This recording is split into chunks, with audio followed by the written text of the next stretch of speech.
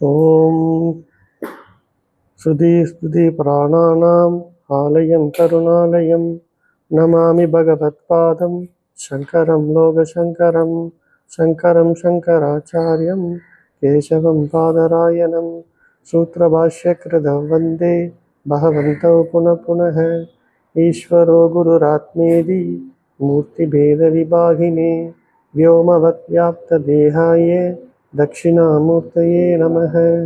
सहना भवतु सहनौ भुनक्तु सह वीर्यं करवावहै तेजस्विनावधीतमस्तु मा विद्विषावहैः।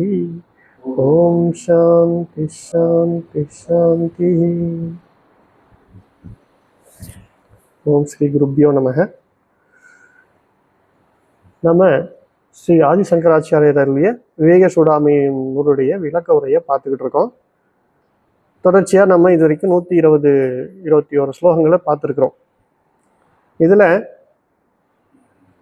சிஷ்யன் எப்படி குருவை அணுகிறாரு, அவர் எந்த நோக்கத்தில் அணுகிறாரு, இப்படி எல்லாத்தையும் பார்த்துட்டு கடைசியாக குரு அவருக்கு உபதேசம் பண்ணுறாரு. அந்த உபதேசத்தில் ஏற்பட்ட சந்தேகங்களை ஒரு 7 கேள்விகளாக தொகுத்து சிஷ்யன் கேட்டார். அந்த கேள்விகளுக்கு பதிலாக குரு நமக்கு அனாத்மாவை பற்றி முதல்ல சொல்ல ஆரம்பித்தார். இப்போ அனாத்மா தான் முதல் பாடமாக அமைஞ்சிருந்தது. அந்த அனாத்மாவை பற்றி சொல்லும் பொழுது அனாத்மா அப்படின்னா நான் அல்ல, அதற்கு எதிர்ப்பதம் ஆத்மா அப்படிங்கிற சொல்லுக்கு நான் அப்படின்னு பேர். அப்போ நானும் நான் அல்லாததும் அப்படிங்கிறத பற்றி நம்ம ஏற்கனவே விளக்கமாக பார்த்துருக்குறோம்.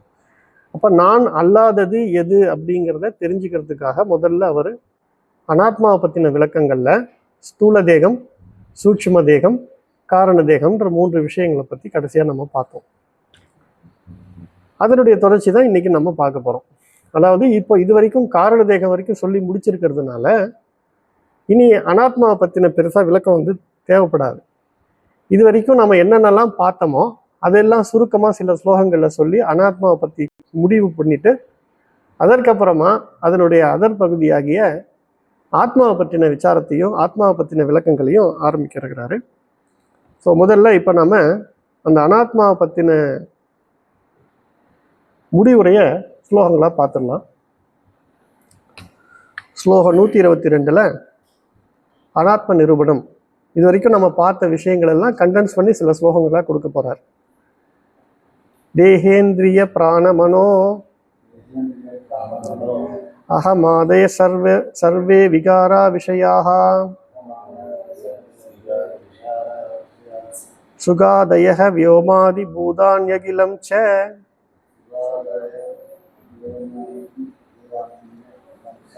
விஸ்வம் அவ்யக்த பர்யந்தம் இதம் ஹயானாத்மா.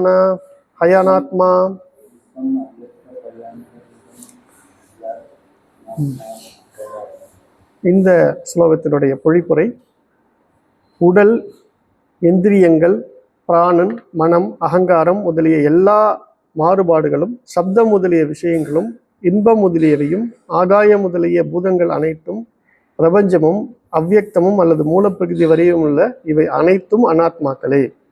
இப்போ நம்ம ஏற்கனவே சொன்ன மாதிரி ஸ்தூல தேகம், சூட்சும தேகம், காரண தேகம்ங்கிற அந்த 3 தலைப்புகளில் நம்ம ரொம்ப விரிவாக பார்த்தோம். அது எல்லாத்தையும் கண்டென்ஸ் பண்ணி இப்போ சில ஸ்லோகங்களை சொல்ல போறாருன்றதால இதில் பார்த்தீங்கன்னா உடல், இந்திரியங்கள், பிராணன், மனம், அகங்காரம் இது எல்லாமே பார்த்தீங்கன்னா உங்களுக்கு ஸ்தூல தேகத்திலையும் சூட்சும தேகத்திலையும் அடங்குது. அப்புறம் பிரபஞ்சத்தை பற்றி பேசும்போது அது சப்தம் முதலிய விஷயங்கள், இன்பம், அந்த வெளியில் இருக்கக்கூடிய விஷயங்கள்லேருந்து கிடைக்கக்கூடிய இன்பம், வெளியில் இருக்கக்கூடிய பிரபஞ்சத்தை பற்றி பேசும்போது ஆகாயம் முதலிய பஞ்சபூதங்களால் தானே ஆகிருக்குது. அதனால் ஆகாத பஞ்சபூதங்கள் அனைத்தும் பிரபஞ்சம். இப்போ இது எல்லாமே எதிலிருந்து வந்தது? வெளிப்பட்டிருக்குது அப்படின்னா நம்ம என்ன பார்த்தோம்? வியக்தம் அப்படின்னு பார்த்தோம். அப்போ வியக்தத்து வெளிப்பட்டிருக்குதுன்னா அது ஏதோ ஒன்று தான் அவ்வியக்தமாக இருந்து தானே வெளிப்பட்டிருக்குது, மறைந்திருந்து தான் வெளிப்பட்டிருக்குது. அப்போ அந்த காரணம் அப்படிங்கிற மூலப்பிரகிருதி வரை இதிலிருந்து காரணத்திலிருந்து வெளியாயிருக்கக்கூடிய காரியம் அத்தனையுமே நம்ம அனாத்மா அப்படிங்கிறது தான் இங்கே நமக்கு சொல்றாரு. தேகே அப்படின்னா உடல், இந்திரியன்னா இந்திரியங்கள், இந்திரியங்களில் ஞானேந்திரியங்கள், கர்மேந்திரியங்கள்னு நம்ம 10 வகை பார்த்துருக்குறோம். பிராணனில் 5 வகை பார்த்தோம். அப்புறம் அந்த கரணம்ங்கிற பகுதியில் மனம், அகங்காரம், அப்புறம் சித்தம், புத்தி இப்படிங்கிற விஷயங்களை பார்த்தோம். சர்வேன எல்லா விகார மாறுபாடுகளும். இது எல்லாமே பார்த்தீங்கன்னா விகாரமுடையதாக இருக்குது. விகாரமுடையதுன்னா என்ன? மாறிக்கொண்டே இருக்கக்கூடியது, எதுவுமே நிலையாக இருக்கக்கூடிய விஷயம் இல்லை. அப்புறம் நம்ம அனுபவிக்கக்கூடிய இந்த விஷயங்கள் அத்தனையுமே, அதாவது சப்தம் முதலிய நம்ம வந்து என்ன சொல்கிறோம், சப்தம் ஸ்பரிச ரூப ரச கந்தம்னு சொல்கிறோம் இல்லைங்களா? இந்த 5மே நம்ம பர்சீவ் பண்ணக்கூடிய இந்த விஷயங்கள் அத்தனையுமே நிலையானது இல்லை, அதையும் சொல்கிறாரு.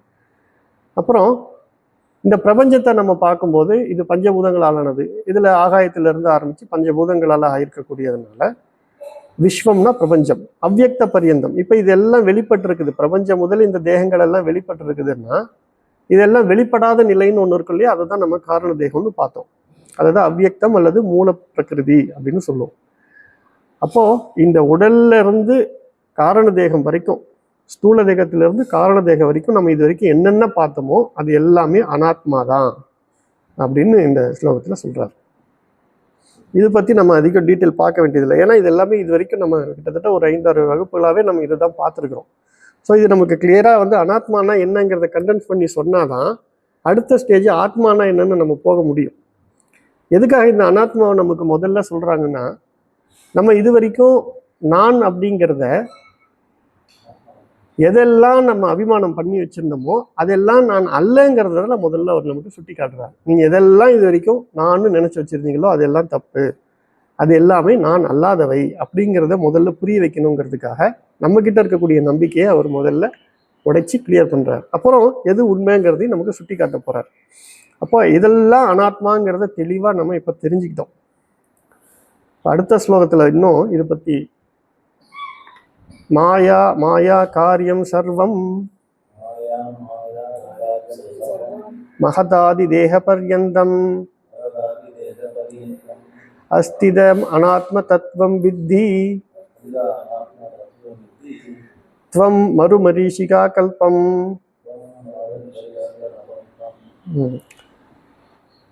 இது ஒரு முக்கியமான ஸ்லோகம். இப்போ நம்ம அனாத்மாங்கிறத பார்க்குறோம். அனாத்மா அப்படிங்கிறதுலாம் நான் அல்லாததுங்கிறத தெளிவாக தெரிஞ்சுக்கிறோம். அதுக்கு நம்ம எப்படி கண்டுபிடிச்சோம்? என்னால் அறியப்படக்கூடிய அத்தனையும் நான் அல்ல அப்படிங்கிறத ஒரு கண்டிஷனை வச்சு நம்ம புரிஞ்சுக்கிட்டோம். இதில் இந்த ஸ்லோகத்தில் அவங்க என்ன சொல்ல வராங்கன்னா, மாயா மாயா காரியம் சர்வம். சர்வம் அப்படின்னா அனைத்தும். அனைத்துங்கிறதுக்குள்ள எதெல்லாம் வருது? அது மகத் ஆதி தேக பர்யந்தம் அப்படிங்கிறாங்க. மகத் அப்படின்னா இந்த பிரபஞ்சம் அத்தனையும் மகத். இதை வந்து ஆரம்பத்தில் ஒரு அந்த அவ்யக்தம்ங்கிற நிலையிலிருந்து வெளிப்படக்கூடிய நிலையில முதல்ல தோன்றுவது மகத், இறுதியாக தோன்றுவது பார்த்தீங்கன்னா இந்த தேகம். அதனால மகத் ஆதி தேக பர்யந்தம் அப்படின்னு சொல்றாங்க.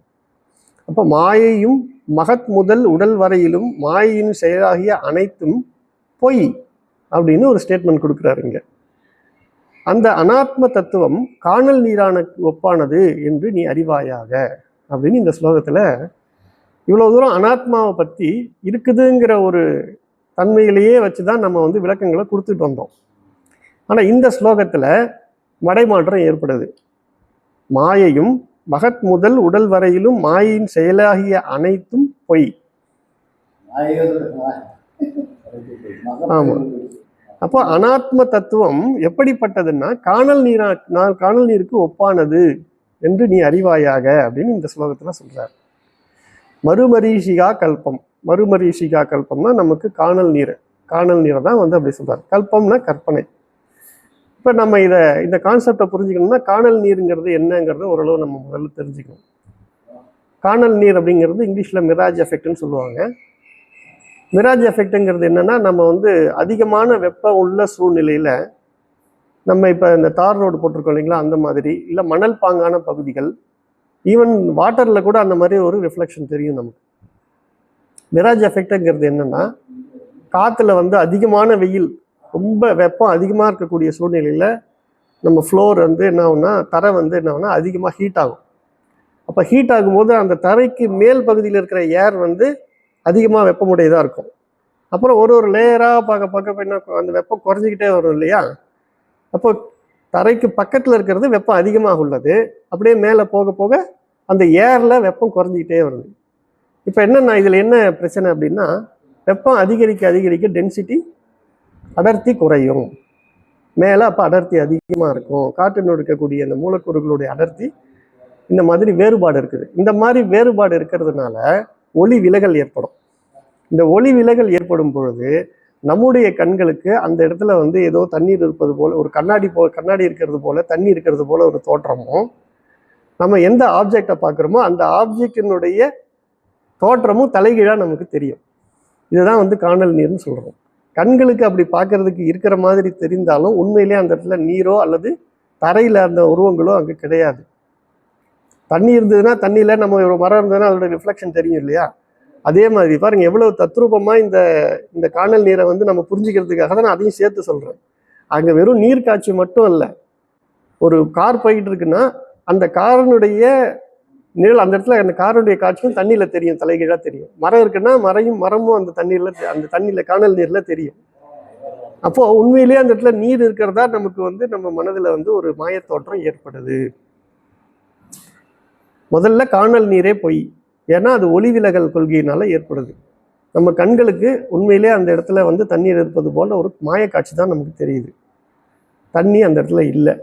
இது எப்போ நமக்கு தெரியும்? போக போக அந்த இடத்துல வந்து அந்த அந்த கிட்ட போக போக அது நம்மளை தாண்டி போய்கிட்டே தான் இருக்குதே தவிர நம்மளால அந்த காணல் நீரை நெருங்கவே முடியாது. அப்புறம் இது அறிவியல் தத்துவத்தை படித்தவங்களுக்கு இது ஓரளவுக்கு நல்லா புரியும். இப்போ எதுக்காக இந்த இடத்துல அதை சொல்கிறாங்கன்னா, இருக்கிறது போல தெரியுது. ஆனால் இருக்கிறது போல தெரியுதுன்னா நம்முடைய அனுபவத்துக்கு அந்த இடத்துல நீர் இருக்கிற மாதிரி தெரியுது. ஆனால் அதை ஆராய்ந்து பார்த்தா இல்லை. அனுபவத்திற்கு இருப்பது போல் தெரிகிறது, ஆராய்ந்து பார்த்தால் அறிவிற்கு அது இல்லை என்பது புலப்படுகிறது. இந்த மாதிரி இருக்கிறத தான் இந்த இடத்துல பொய்ங்கிறத நம்ம எடுத்துக்கிறோம். பொய்னா பொதுவாக நம்ம என்ன சொல்லுவோம்? பொய்னா என்ன சொல்லுவோம்? பொய்யோட அர்த்தம் என்ன? உண்மைக்கு மாறாக அல்லது உண்மையில அந்த இடத்துல அது மாதிரி ஒரு இல்லை அப்படிங்கிறத சொல்லுவோம். இப்போ இந்த இடத்துல அனுபவத்துக்கு இருக்குது, ஆனால் உண்மையில ஆராய்ச்சி பண்ணி பார்க்கும்போது இல்லை. அந்த மாதிரி ஒரு டெஃபினிஷன் தான் நம்ம வச்சுக்கணும். அப்போ இது வரைக்கும் நாம பார்த்த இந்த அனாத்மாக்கள் எதெல்லாம்? ஸ்தூல தேகம், சூட்சும தேகம், காரண தேகம், இது அத்தனையுமே பொய் அப்படிங்கிறார். இதை நம்ம எப்படின்னு நம்ம தெரிஞ்சுக்கணும் இல்லையா? இதை பத்தி நம்ம ஏற்கனவே டிஸ்கஸ் பண்ணியிருக்கிறோம். எப்படி பொய்? எப்படி பொய்? காணல் நீர் புரிஞ்சுது. இந்த உடம்பு, இப்போ நம்ம பேசிக்கிட்டு இருக்கிற இந்த உடம்பு, கேட்டுக்கிட்டு இருக்கிற இந்த உடம்பு, உட்காந்துக்கிட்டு இருக்கிற இந்த கட்டடம், ஓடிட்டு இருக்கிற ஃபேனு, இதெல்லாம் பொய்ங்கிறாங்களே, இதை எப்படி ஏற்றுக்கிறது? எப்படி இதை பொய்ன்னு நம்ம புரிஞ்சுக்கிறது? ஒரு தோற்றம் இருக்குது, அப்புறம் மறைஞ்சிடுது. இப்போ தோன்றி இருந்து மறையக்கூடிய தன்மை உடையதாக இருக்கிறது. சரி, அப்புறம் வேற என்ன கண்டிஷன்ஸ் போடலாம்? ஒரு விஷயம் பொய் அப்படிங்கிறத நம்ம இந்த உலகம் நம்ம பார்க்குற அனுபவத்துக்கு நமக்கு தெரியுது. இப்போ காணல் நீருன்ற உதாரணத்தை பார்க்கும்போது அனுபவத்துக்கு நம்ம கண்களுக்கு புலப்படுது. ஆனால் நம்ம ஆராய்ச்சி பண்ணி பார்க்குறோம், கிட்ட போய் பார்க்குறோம், அப்புறம் சயின்டிஃபிக்காக அதை பற்றி என்னென்ன ஆராய்ச்சி பண்ணி பார்க்குறோம் தெரியுது. இப்போ இந்த உலகம் ஒட்டுமொத்தமே நம்ம பொய்யே, இந்த உடலும் சேர்த்து, நம்ம கிட்ட இருக்கக்கூடிய அந்த கரணமும் சேர்த்து, சூட்சும சரீரமும், இது எல்லாமே பொய்ன்னு சொல்கிறாங்களே, இதை எப்படின்னு நம்ம பார்ப்போம். அவங்க ஒரு கண்டிஷன் என்ன சொன்னாங்க? தோன்றி இருந்து மறையக்கூடியது, மாறுதலுக்கு உட்பட்டது. தோன்றி இருந்து மறையுதுன்னா அதுவும் மாறுதல்ன்ற கண்டிஷனுக்குள்ளே தான் வருது. வேற ஏதாவது இது கூட நீங்க ஏதாவது பாயிண்ட்ஸ் உங்களால யோசிக்க முடியுதா?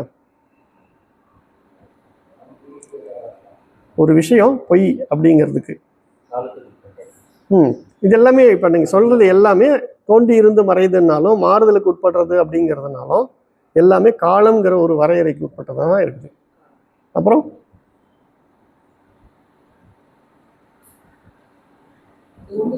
இது ஒன்று. சரி, இந்த ஒன்று வச்சுக்குவோம். இப்போ ஒரு விஷயம் தோன்றுது, இருக்குது, மறையுது அப்படின்னா அந்த தோன்றுவதற்கும் இருப்பதற்கும் மறைவதற்கும் ஒரு ஆதார பொருள் இருக்கணுமா இல்லையா? அது எப்படிப்பட்டதா இருக்கும்? அது தோன்றி இருந்து மறையக்கூடியதா இருந்ததுன்னா அதுவும் பொய்யாயிடும். அப்போ ஒரு உண்மை பொருள் ஆதார வஸ்து ஒன்று இருக்கிறது, அதன் மீது இந்த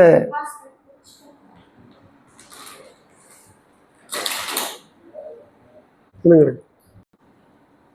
இப்போ இந்த ஜெகத் அப்படின்னு சொல்லக்கூடிய இந்த பிரபஞ்சம் காரண தேகத்திலிருந்து சூட்சும தேகம், ஸ்தூல தேகம், இது அத்தனையுமே பொய் அப்படிங்கிறத சொல்றாரு.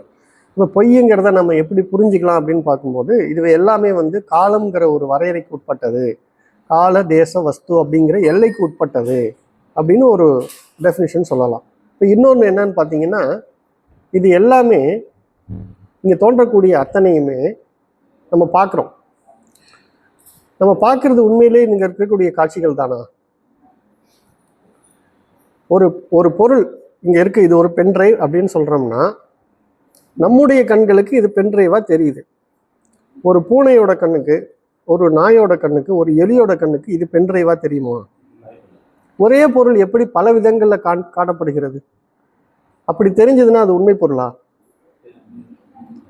ஒரே பொருள் எல்லாருக்கும் பொதுவாக ஒரே மாதிரி தெரிந்தால்தான் அது இருக்கிறது அப்படின்னு நம்ம சொல்ல முடியும். ஒவ்வொருத்தவங்களுக்கும் ஒரு விதமாக காட்சி அளிக்குதுன்னா அப்போ உண்மையிலேயே அந்த பொருள் இதுதான் அப்படின்னு நம்மளால அறுதிட்டு சொல்ல முடியுமா?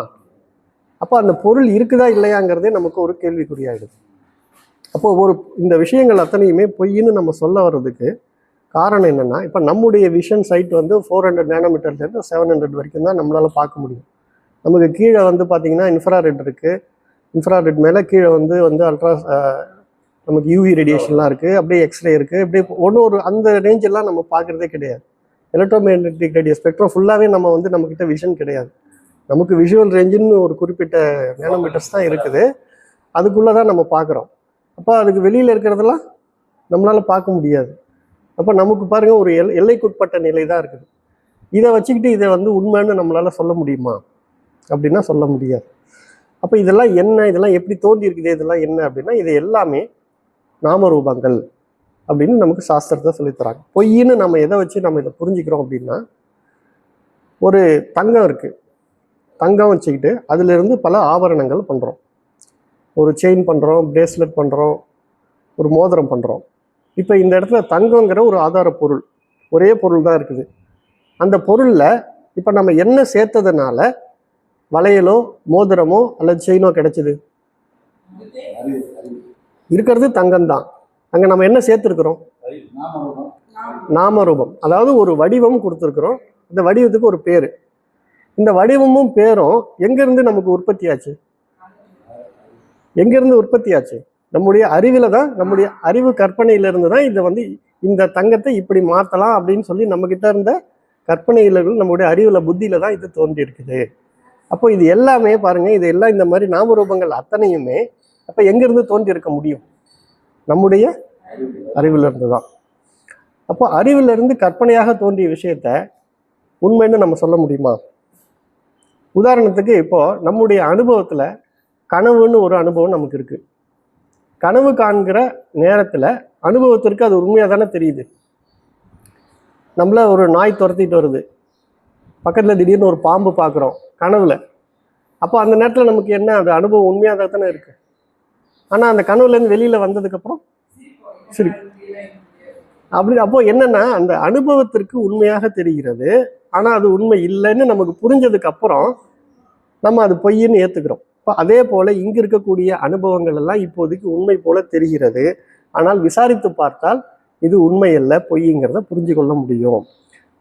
அந்த மாதிரியான ஒரு ஆட்டிடியூட்ல தான் இந்த இடத்துல வந்து இந்த ஒட்டுமொத்த தேகங்கள், இந்த பிரபஞ்சம் அத்தனையுமே பொய்ங்கிற ரீதியில் மித்தியாத்தன்மையுடையதுங்கிறத சொல்கிறாங்க. அதை வந்து காணல் நீருக்கு ஒப்பானது அப்படின்னு சொல்றதுக்கு காரணம், காணல் நீர் அப்படிங்கிறதே நம்முடைய காட்சி பிழை. உண்மையிலே அந்த இடத்துல காணல் நீர் இருக்குதான்னா இல்லை. அப்போ இந்த ஜெகத் அத்தனையும் இருக்குதா அப்படின்னா இல்லை. ஆனால் அந்த இடத்துல வேற ஒரு ஆதார பொருள் இருக்குது, ஒரு பொருள் இருக்குது. ஆனால் அந்த பொருள் மீது நம்ம வேறொன்றை ஏற்றி பார்க்கக்கூடிய நிலை இருக்குது. அங்கே ஒரு ரோடு இருக்கு, அல்லது ஏதோ ஒரு மணல் பாங்கான ஒரு இடம் இருக்கு, அதன் மீது நம்முடைய மனது வந்து கற்பிதமாக தண்ணீரை பார்க்குது இல்லையா? அதே போல இங்கு இருக்கிறது பூரா ஒரே பொருளாகிய பிரம்மன் தான். அதன் மீது நம்முடைய மனம் கற்பிதமாக இந்த மாதிரி காட்சிகள் எல்லாம் பார்க்குது. அப்படிங்கிறதுனால தான் இதை வந்து பொய் அப்படின்னு சொல்றார். இதை நம்ம வந்து டீட்டெயில்டாக இன்னும் போக போக பார்க்கலாம். இந்த உலகம் மித்தியா, ஜெகத் மித்தியாங்கிறதுக்கு சில உதாரணங்களை நம்ம பார்க்கணும்னா, இப்போ நான் சொன்ன மாதிரி தங்கத்திலிருந்து ஆபரணங்கள், அப்புறம் மண் இருக்குது. குறிப்பிட்ட அளவு ஒரு மண் நம்ம கொய்யவன்ட்ட கொடுத்து உங்களுக்கு என்னென்ன பொருள் எல்லாம் தோன்றுதோ செய்யுங்க அப்படின்னு கொடுத்துட்டு நம்ம கொஞ்சம் டைம் கொடுத்தோம்னா அதில் என்னென்ன பொருள் எல்லாம் அவருக்கு கற்பனையில் தோன்றுதோ அதுதானே அவர் செய்வார். இது வரைக்கும் அவர் பார்த்திராத ஒரு பொருளை, கற்பனையில் செய்யாத ஒரு பொருளை அவரால் செய்ய முடியுமா? அப்போ அந்த அவருடைய உருவாக்கம் எதை பேஸ் பண்ணியிருக்குன்னா அவருடைய கற்பனை சக்தியை பேஸ் பண்ணி தான், அவர்கிட்ட இருக்கக்கூடிய அறிவை பொறுத்து தான் இருக்கு. அப்போ இது எல்லாமே இங்கே தோன்றி இருக்கக்கூடிய பொருட்கள் எல்லாம் எதிலிருந்து வந்தது? அறிவிலிருந்து வந்தது. யாருடைய அறிவிலிருந்து? பிரம்மத்தில் இருக்கக்கூடிய கற்பனா சக்தி அறிவிலிருந்து தான் இது எல்லாமே, சைதன்ய சக்தியிலிருந்து தான் இது எல்லாமே வெளிப்பட்டிருக்குதுங்கிறத நம்ம புரிஞ்சுக்கணும். அப்போது இது எல்லாம் வெளிப்பட்டிருக்குதுன்னா எப்படிப்பட்டதாக இருக்குதுன்னா மித்தியாத்தன்மையுடையது, தோன்றி இருந்து மறையக்கூடியது, அனித்தியம்ங்கிற சொல்லுக்கு பொருளாக இருக்கக்கூடியது அப்படின்னு புரிஞ்சுக்கணும். அப்போது அனாத்மா அத்தனையுமே பொய். பொய்யுங்கிறதோடைய பொருள் இல்லவே இல்லைன்னு அர்த்தம் கிடையாது. அசத்துன்னு எடுத்துக்கக்கூடாது, முற்றின்மைன்னு எடுத்துக்கக்கூடாது. தோன்றி இருந்து மறையக்கூடிய தன்மையுடையது, நிலைத்தன்மை இல்லாதது அப்படின்னு புரிஞ்சுக்கணும். சரி, இப்போ அனாத்மாங்கிறத பற்றி டீட்டெயிலாக நம்ம பார்த்துட்டோம். அனாத்மாக்குள்ளதான் இது வரைக்கும் நம்ம எதெல்லாம் நான் நினைச்சிருந்தோமோ அதெல்லாம் அடங்குது. இதெல்லாம் இந்த தேகம், ஸ்தூல தேகம், அப்புறம் நான் சில நேரத்தில் மனம் புத்தியெல்லாம் நான் சொல்லிக்கிட்டு இருந்தேன், அதுவும் நான் இல்லைன்னு இப்போ எனக்கு தெரிஞ்சு போச்சு. இது எல்லாத்துக்கும் காரணமாக இருக்கக்கூடிய என்னுடைய நினைவு பதிவு, அதுவும் நான் இல்லைன்னு ஆகிப்போச்சு. அப்போ இதெல்லாம் நான் இல்லைன்னா இப்போ நான் யாருன்னு எனக்கு ஒரு கேள்வி வருதே. அதை பற்றி தான் இனிமேல் வந்து நமக்கு ஆச்சாரியர் சொல்லிக் கொடுக்க போகிறார்.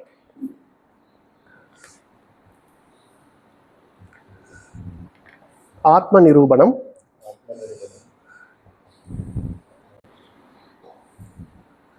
அதத்தே சம்பிரவக்ஷாமி ஸ்வரூபம் பரமாத்மனஹ யத் விஜ்ஞாய நரோ பந்தான் முக்த கைவல்யம் அஷ்ணுதே. இதனுடைய பொழிப்புரை, இனி உனக்கு பரமாத்மாவின் உண்மை வடிவை விளக்கி கூறுகிறேன். இப்போ அனாத்மாவை பற்றி எல்லாம் சொல்லி முடிச்சுட்டு இனி உனக்கு பரமாத்மாவின் உண்மை வடிவை சொல்லி, அதாவது ஆத்மானா என்ன? ஆத்மானா நான், அனாத்மானா நான் அல்லாதது. நான் அல்லாததெல்லாம் முடிச்சாச்சு. அப்போ நான் அப்படின்னு வரும்பொழுது பரம அப்படின்னா மேலான நான் அப்படிங்கிற பற்றின விளக்கத்தை நான் உனக்கு கொடுக்குறேன். அதை அறிந்து மனிதன் கட்டிலிருந்து விடுபட்டவனாய் தானாய் இருக்கும் கேவல நிலையை அடைகிறான். அப்போ இது வரைக்கும் நம்ம வந்து என்ன நினைச்சிட்டு இருந்தோம்னா, இந்த உடம்பு தான் நானு, இந்த மனம் தான் நான் அப்படின்னு சொல்லி நம்ம வந்து நம்மளை ஒரு எல்லைக்குட்பட்டவராக நம்ம கருதி நம்ம அனுபவத்திற்காக பல கர்மங்களை செய்து அதில் பாவ புண்ணியங்களை சம்பாரித்து அதனுடைய பலன்களை அனுபவிக்கு திரும்ப திரும்ப பிறக்கக்கூடிய ஒரு நிலையில் இருக்கிறதா நம்மளை கற்பிதம் பண்ணி வச்சுருந்தோம்.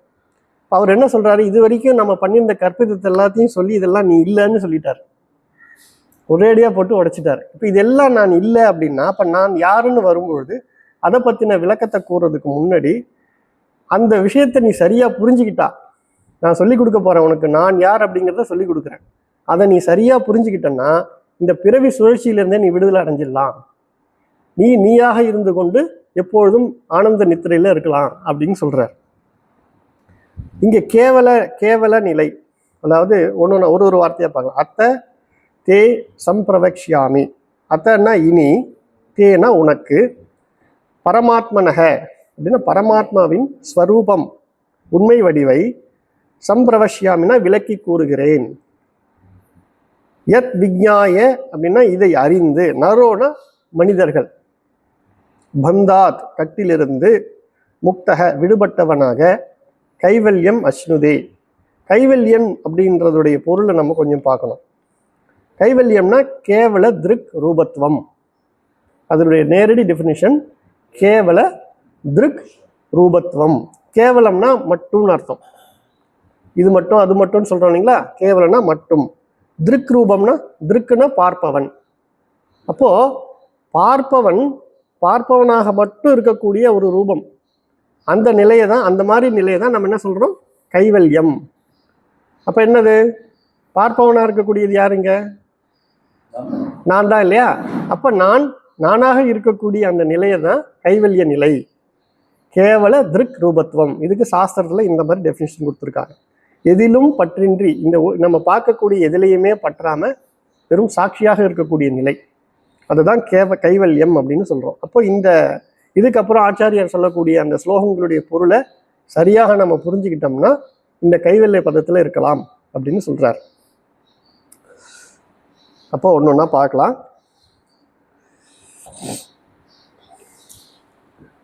அஸ்தி கஷ்டி ஸ்வயம் நித்யம் அகம் பிரத்யம் லம்பனஹ அவஸ்தாத்ரய சாட்சி சன்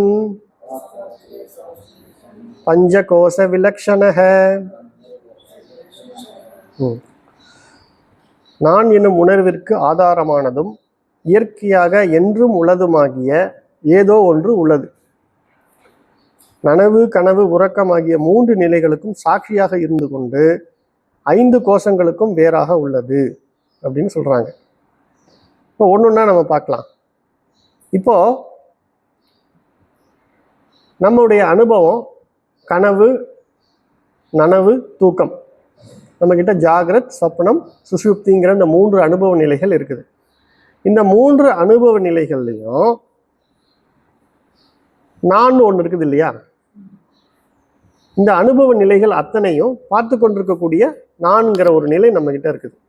கனவு காண்றோம், அப்புறம் நனவுக்கு வரோம், நனவுலேருந்து மறுபடியும் தூக்கத்துக்கு போறோம். இப்படி இந்த 3 நிலைகள்லையும் பிரயாணம் பண்ணி கொண்டு இருக்கக்கூடிய நான், அந்த நான் மட்டும்தான் நிலையானது அப்படின்னு சொல்றாங்க.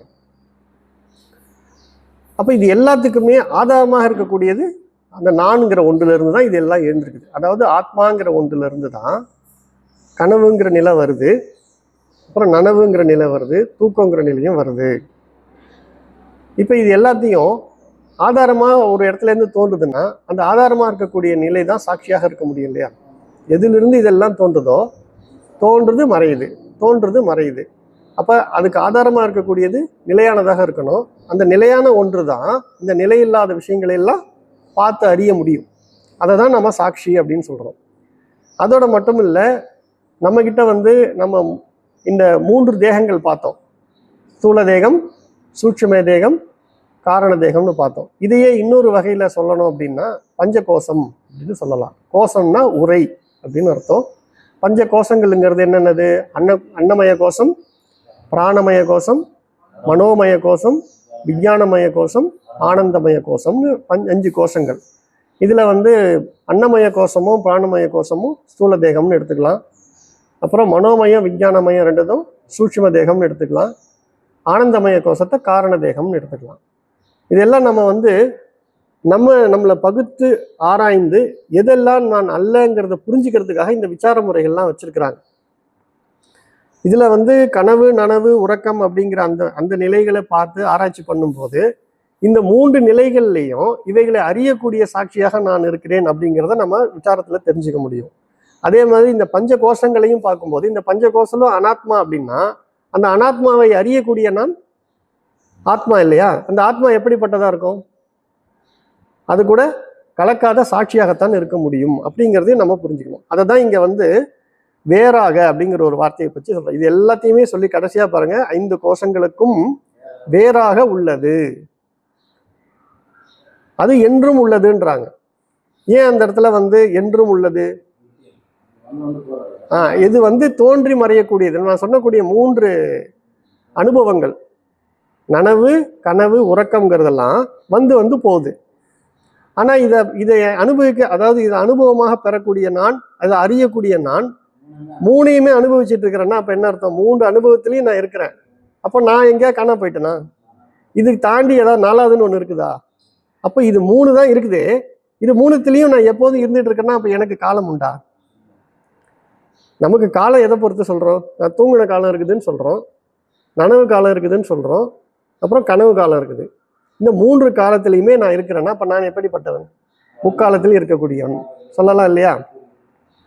அப்போ என்றும் உள்ளது அப்படின்னாக்கா இந்த இடத்துல அப்படிதான் நம்ம புரிஞ்சுக்கணும். நம்ம 3 அனுபவத்திலையும் எப்போதும் மாறாம நிலையாக இருந்து கொண்டிருக்கக்கூடிய ஒன்று, அதுதான் சாட்சி அப்படின்னு சொல்றோம். ஏன் சொல்றோம் சாட்சின்னு? சாட்சின்னா என்ன அர்த்தம்?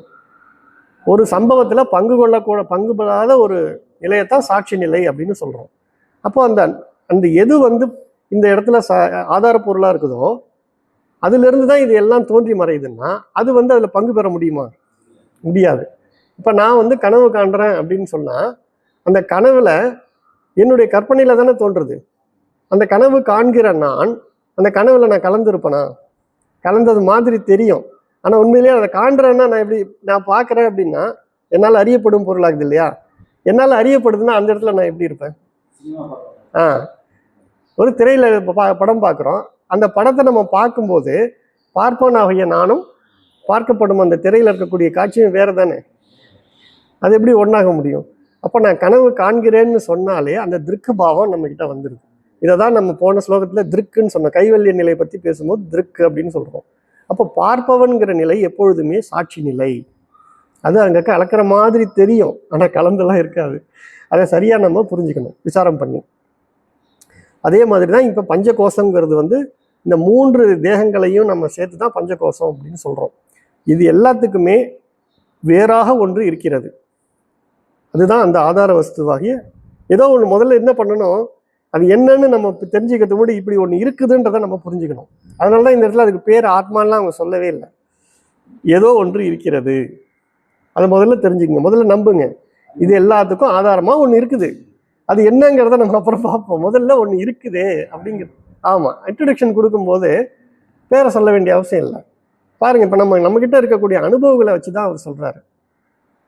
அப்போ நான் எனும் உணர்வுக்கு ஆதாரமானதும் இயற்கையாக என்றும்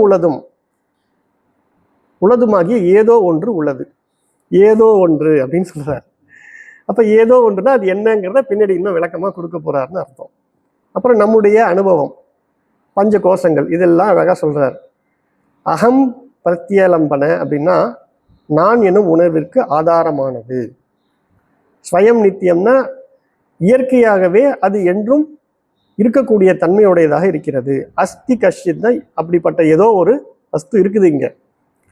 அவஸ்தாத்திரைய சாட்சீசன், இதுதான் நம்ம சொன்னோம். கனவு நனவு உறக்கம்ங்கிற 3 நிலைகளுக்கும் சாட்சியாக அது இருக்கிறது. அதுதான் பஞ்சகோஷங்களுக்கும் சாட்சியாகவும் இருக்கிறது அப்படிங்கிறத அழகாக இதில் சொல்கிறாங்க. அது என்னங்கிறத இனி நம்ம பார்க்க போகிறோம். யோ விஜானாதி சகலம் ஜாகிரத் ஸ்வப்ன சுஷுப்திஷு புத்தி தத் விருத்தி சத்பாவம் அபாவம் அகம் நித்யம்.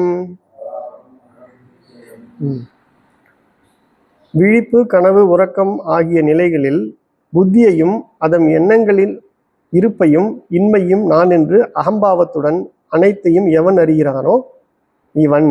ஏதோ ஒன்று உள்ளதுன்னு சொன்னார் இல்லையா? அந்த ஏதோ ஒன்று உள்ளதை தான் இனிமே இவன் இவன் இவன் வரக்கூடிய ஸ்லோகங்கள்லாம் வரிசையாக சொல்ல போறார். பேர் அப்படி மாற்றி நம்ம என்ன பேசும்போது நம்ம பொதுவாக புருஷன் அப்படின்னு சொல்லுவோம். அப்போ அவன்கிற அந்த துவனியில வச்சு அவர் இவன் இவன் ஆத்மாவை சொல்ல போறார். அப்போ முதல்ல என்ன சொல்றாரு? கனவு விழிப்பு கனவு உறக்கம் ஆகிய நிலைகளில் புத்தியையும் அதன் எண்ணங்களின் இருப்பையும் இன்மையையும் நான் என்று அகம்பாவத்துடன் அனைத்தையும் எவன் அறிகிறானோ இவன். இது நம்ம கொஞ்சம் டீட்டெயிலாக பார்க்க வேண்டியிருக்கு. இப்போ விழிப்பு நிலை, கனவு நிலை, உறக்க நிலை. உறக்க நிலையில நமக்கு என்ன ஃபீல் இருக்கு? எதுவும் எனக்கு தெரியல, ஆனால் சுகமாக இருந்தேன்னு மட்டும் தெரியுது. சரி, அப்போ அந்த இடத்துல எண்ணங்கள் ஏதாவது இருக்கா? விருத்திகள் எதுவும் இல்லை. அப்புறம் கனவு நிலையில் நான் இருக்கிறேன், எண்ணங்கள்லாம் எழுது பல விதங்களில், காட்சிகளாகவும் எண்ணங்களாகவும் எல்லாமே இருக்குது. அதே மாதிரி நனவு நிலையிலையும் பார்த்தீங்கன்னா உலகமும் இருக்குது. இந்த உலகம்ன்றத நம்ம எப்படி அறிகிறோம்? பொதுவாக இந்த உலகத்தை நம்ம அறிகிறோம்னு சொல்கிறோம் இல்லைங்களா? எப்படி அறிகிறோம்? ஐம்புலன்கள் மூலமா அறிஞ்சாலும் இங்கே இருக்க இப்போ இங்கே கேமரா இருக்கு, இங்கே ஒருத்தர் உட்கார்ந்துருக்காருங்கிறத நேரடியாக நம்ம அறிகிறோமா? அப்போ நம்மக்கிட்ட என்னன்னா, நம்மக்கிட்ட இந்த கண் வந்து என்ன பண்ணுதுன்னா ஒளி அலைகளை உள்ளே வாங்கி அது ப்ராசஸ் பண்ணி உள்ள மனதில் ஒரு மனத்திரையில் ஒரு காட்சி வருது. அந்த திரையை நானே பார்க்குறேன். அப்போ மனமே பார்ப்பவனாகவும் பார்க்கப்படும் காட்சியாகவும் அங்கே திரையிட ரெண்டாக பிரியுது. மனம்ங்கிறதே என்னது? எண்ணங்களோட குவியல், அப்புறம் காட்சி. இவ்வளவுதானே மனம்ங்கிறது? அதானே. வேற ஏதாவது இருக்கா?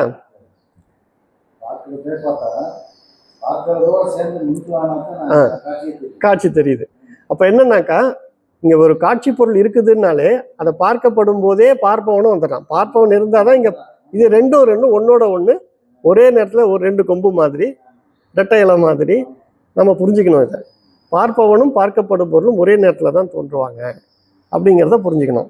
இப்போ எதுக்காக இதை சொல்றேன் அப்படின்னா,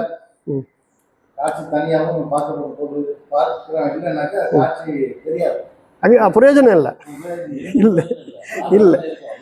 ஆமா. இப்ப இது எதுக்காக நம்ம சொல்றோம் அப்படின்னா, வெளியில என்ன விஷயங்கள் தெரியுதுன்னா தெரிஞ்சாலும், ஆனா அதை நம்ம வந்து எங்க பாக்குறோம்? மனத்திரையில தான் பாக்குறோம். Correct correct. அப்போ வந்து இது முக்கியமா நம்ம புரிஞ்சிக்க வேண்டியது என்னன்னா, இந்த காட்சிகளை மனத்திரையில நம்ம பாக்குறோம். அப்போ பார்க்கிறவன் ஒருத்தன் அந்த இடத்துல இருக்கிறான், பார்க்கப்படும் காட்சின்னு ஒண்ணு இருக்குதுன்னு வச்சுக்கோங்க. இதை நான் பார்க்கிறேன்னு ஒருத்தர் சொல்லுவான் இல்லையா, அவன் தான் அகம்பாவம். அகம்னா நான், பாவம்னா நான்கிற உணர்வோடு இருக்கிறவன். அவன் என்ன சொல்றான்? கண்ணு பார்த்து உள்ள வந்து விஷயத்தை கொடுக்குது, அதுல இருக்கக்கூடிய புத்தி அறியுது, மனதுல திரையிடப்படுது. இதெல்லாம் புத்தியோட வேலை, மனதோட வேலை, இங்க இருக்கக்கூடிய தேகத்துல இருக்கக்கூடிய கருவிகளோட வேலை. இதை நான் பார்த்தேன்னு ஒருத்தரவன் சொல்றான். அவன் யாரு? அவன் தான் அகங்காரம். அதெல்லாம் அந்த கரணத்துல நம்ம ஏற்கனவே விளக்கமா பார்த்துருக்கிறோம். இப்ப இது எல்லாம் இருக்கு இல்லையா, இது எல்லாமே தோன்றி இருந்து மறையக்கூடியது தானே. நான் சொல்லக்கூடிய காட்சிகள், அந்த காட்சிகளை பார்க்கக்கூடிய ஒருத்தன், அப்புறம் இதை நான் சொல்ற ஒருத்தன், இது எல்லாமே தோன்றி இருந்து அதாவது மாறிக்கிட்டே இருக்குதுன்னு சொல்லலாமா? எண்ணங்கள் காட்சிகள் மாறிக்கிட்டே இருக்குது. இப்ப இந்த மாறிக்கிட்டே இருக்கிறத ஒருத்தன் பார்த்துட்டு இருக்கிறவனா இல்லையா? இங்க இருந்து அந்த பார்க்கிறவன் மாறுவானா மாற மாட்டானா? அப்போ மாறாது இருந்துதான் மாற்றத்தை பார்க்க முடியும். மாறாதவன் தான் மாற்றத்தை பார்க்க முடியும். அப்ப யாரு இந்த மாற்றங்கள் அத்தனையும் மாறாமல் இருந்து பார்க்கிறானோ அவன்தான் என்றும் உள்ள அந்த வஸ்து அப்படின்னு போன ஸ்லோகத்துல சொன்ன மாதிரி, என்றும் உள்ள வஸ்து ஒன்று உள்ளது அப்படின்னு சொன்னார் இல்லையா, அவன் தான் இவன் அப்படிங்கிறார். அப்போ நம்ம கிட்ட பாருங்க, ரெண்டு கூறா பிரிக்கிறார். ஒன்று மாறிக்கிட்டே இருக்குது. எதெல்லாம் மாறுது? இந்த உடம்பு மாறிக்கிட்டே இருக்கு, மனம் மாறிக்கிட்டே இருக்கு, புத்தி மாறிக்கிட்டே இருக்குது, அகங்காரம் மாறிக்கிட்டே தான் இருக்கும். அகங்காரம் என்னென்ன மாதிரிலாம் வடிவம் எடுக்கும்? நான் அறிகிறேன்னு சொல்லும், நான் செய்கிறேன்னு சொல்லும், நான் அனுபவிக்கிறேன்னு சொல்லும், அப்புறம் இது எனது அப்படின்னு சொல்லும். வெளியில் உடம்புக்கு வெளியில் இருக்கிறதெல்லாம் எனதுன்னு சொல்லும், உடம்பே சில நேரத்தில் எனதுன்னு சொல்லும். இப்படி மாற்றி மாற்றி நிறைய குழப்பங்கள் எல்லாம் பண்ணி விட்டுரும். இது எல்லாத்தையுமே உள்ள இருந்து அறிந்து கொண்டிருக்கக்கூடிய நான், இது எல்லாத்தையுமே வெளிச்சம் போட்டு அறிஞ்சிக்கிட்டு இருக்குது. அது வந்து எப்பயுமே இருக்குது. எப்பயிலேருந்து இருக்குது? கனவுலையும் இருக்குது, நனவுலையும் இருக்குது, உறக்கத்துலையும் இருக்குது. இது எல்லாத்தையுமே அறிந்து கொண்டிருக்கக்கூடிய ஒரு வஸ்து இருக்கிறது. அது இது எல்லாத்துக்கும் வேறானது. அது எப்படி இருக்குன்னா சாட்சியாக இருக்கிறது அப்படின்னு பார்த்தது. யோ விஜானாதி சகலம் ஜாகிரத் ஸ்வப்ன சுஷுப்திஷு அப்படின்னும் போது, ஜாகிரத் ஸ்வப்ன சுஷுப்திதுனா விழிப்பு கனவு உறக்கம் ஆகிய நிலைகளில் புத்தி தத் விருத்தி, புத்தியையும் அதன் எண்ணங்களும் அப்படின்னு. இப்ப நம்ம இதுல விருத்திங்கிற ஒரு வேர்டு பார்க்கிறோம். விருத்தினா என்ன? விருத்தினா மாற்றங்கள். விருத்தினா பொதுவா உலகத்துல விருத்தி அடைகிறது அப்படின்னாக்கா, அதாவது வளர்ந்துகிட்டே இருக்குது, வளர்ச்சி அடைகிறது விருத்தி. உங்க சந்ததி நல்ல விருத்தி ஆகட்டும், உங்களுடைய சம்பத்து நல்ல விருத்தி ஆகட்டும் வாழ்த்துவாங்க. அப்போ விருத்தினா வளர்ச்சி அடைகிறது. இப்போ நம்ம இதை இங்க பொருத்தி பார்க்கணும்னா எப்படி பொறுத்துறது? நமக்குள்ள இந்த இடத்துல வந்து புத்தி தத் விருத்தி அப்படின்றாங்க. இது எப்படி? புத்தியும் அதனுடைய எண்ணங்களும் அப்படின்னு இங்க சொல்றாங்க. விருத்தினா பொதுவா நம்ம எதை சொல்லுவோம்னா எண்ணங்கள், மனதில் இருக்கக்கூடிய எண்ணங்கள், அது தொடர்புடைய இந்த காட்சிகள். இது வந்து இப்ப ஏதாவது ஒரு எண்ணம் வந்ததுன்னா அந்த ஒரு எண்ணம் அப்படியே நிக்குதா? தொடர்ச்சியா அது ஒரு செயின் ரியாக்ஷன் மாதிரி. ஆமா, அது செயின் ரியாக்ஷன் மாதிரி அப்படியே போயிட்டே இருக்கு இல்லையா? அப்ப என்னன்னா மாறிக்கிட்டே இருக்கு, விருத்தி அடைஞ்சுக்கிட்டே இருக்குது. இதெல்லாம் மாறிக்கிட்டே இருக்கு இல்லையா? கொஞ்ச நேரம் இல்லாம கூட இருக்கலாம்ல, எண்ணங்களை இன்னாம ஒரு ஃபியூ செகண்ட்ஸ் இல்லாம இருக்கலாம் இல்லையா? சரி, இப்படி பாருங்க, ரெண்டு எண்ணத்துக்கு நடுவில் ஒரு கேப் இருக்குமா இருக்காதா? அப்போ எண்ணங்களுக்கு இடையில கேப் இருக்குன்னு புரிஞ்சுக்கலாம். எண்ணங்கள் இல்லாததையும் உங்களுக்கு இப்போ பாருங்க, எண்ணம் வருதுன்னு சொல்றீங்க, எண்ணம் வேகமாக வருதுன்னு சொல்றீங்க, ஸ்லோவாக வருதுன்றீங்க, எண்ணமே இல்லைன்றீங்க, எண்ணத்துக்கு இடையில கேப் இருக்குதுன்றீங்க. இதெல்லாம் பார்த்தவன் யாரு? அதான் எண்ணம் இல்லை, இன்னும் எண்ணம் இல்லை, இதை பார்த்தது யாரு? இப்போ அதுதான் சொல்ல வரேன். இப்போ அந்த தத்விருத்தி அப்படின்னா புத்தியில மனதில் எழக்கூடிய இந்த எண்ணங்களும் இந்த காட்சிகளும் உணர்வுகளும் தோன்றுறது இருக்குது மறையுதுன்னா, இவைகள் தோன்றுவதையும் பார்க்குற ஒன்று இருக்குது, அவைகள் மறையிறதையும் அது பார்க்குது. அவைகள் இருப்பதையும் பார்க்குது, இல்லாததையும் பார்க்குது. ஆனால் அது மட்டும் என்ன பண்ணுது? இது ரெண்டுத்துக்கும் சாட்சியாக இருந்துக்கிட்டே இருக்குது. அதை தான் நம்ம புரிஞ்சுக்கணும். அவர் மறையிறதே இல்லை, அவர் இருந்துக்கிட்டே இருக்கிறாரு. இதெல்லாம் தோன்றி தோன்றி மறைஞ்சிக்கிட்டு இருக்கு. அப்படி இது எல்லாத்தையுமே யார் அறிந்து கொண்டிருக்கிறானோ அவன்தான் அன்று என்றும் உள்ள வஸ்து அப்படின்னு சொல்றாரு. அப்போ அந்த விருத்திங்கிறத நம்ம நல்லா புரிஞ்சுக்கணும். ஏன்னா நம்ம கிட்ட இருக்கிறது எல்லாமே விருத்தி தான். விருத்தி இல்லாத ஏதாவது ஒன்று இருக்குதா? எல்லாமே விருத்தி. ஒரு செகண்டுக்கும் ஒரு செகண்ட்லயும் விருத்தி ஆகிட்டே தான் இருக்குது. விருத்திங்கிறத இங்க நம்ம மாற்றம் அப்படிங்கிற பொருள்ல நம்ம புரிஞ்சுக்கிறோம். அப்போ விருத்தி இல்லாத நிலை என்ன சொல்லலாம்? நிவிருத்தி அடைஞ்சிச்சு அப்படின்னு சொல்றோம் இல்லையா? இன்னொரு வார்த்தையும் அதுக்கு அவிருத்தின்னு சொல்லலாம். அதுகிட்ட விருத்தியே இல்லை. அப்போ நான் சொல்லக்கூடிய அந்த வஸ்து அதுகிட்ட விருத்தியே இல்லை. இந்த மனதிலையும் புத்தியிலையும் ஏற்படக்கூடிய விருத்தியையும் நிவிருத்தியையும் பார்க்கிறது. ஆனா அவர் எப்படிப்பட்டவர்? அவிருத்தி. அவர்கிட்ட விருத்திங்கிறதே இல்லை. தோண்டி இருந்து அந்த விருத்தி ஆகி அப்புறம் ஆகலன்னு சொல்ற பேச்சுக்கே அவர்கிட்ட இடம் இல்லை. ஆனா அவர் இந்த விருத்தி ஆகக்கூடிய விஷயங்கள் எல்லாத்தையும் அவர் பார்க்கிறார். அப்படிப்பட்ட ஒரு வஸ்து தான் அது அப்படிங்கிறார்.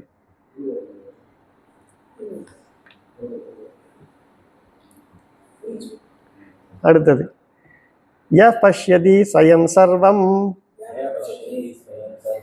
யம் ந பஷ்யதி கஷ்சன கிஞ்சன யஸ்யயதி புத்தியாதி ந தத்யம் சேதத்யயம் சேதயத்யம். எவன் தானாகவே அனைத்தையும் பார்க்கிறானோ, எவனை வேறு எதுவும் பார்க்க இயலாதோ, எவன் புத்தி முதலியவற்றை பிரகாசிக்கிறானோ, எவனை அந்த புத்தி சற்றும் பிரகாசிக்க செய்யாதோ அவன்.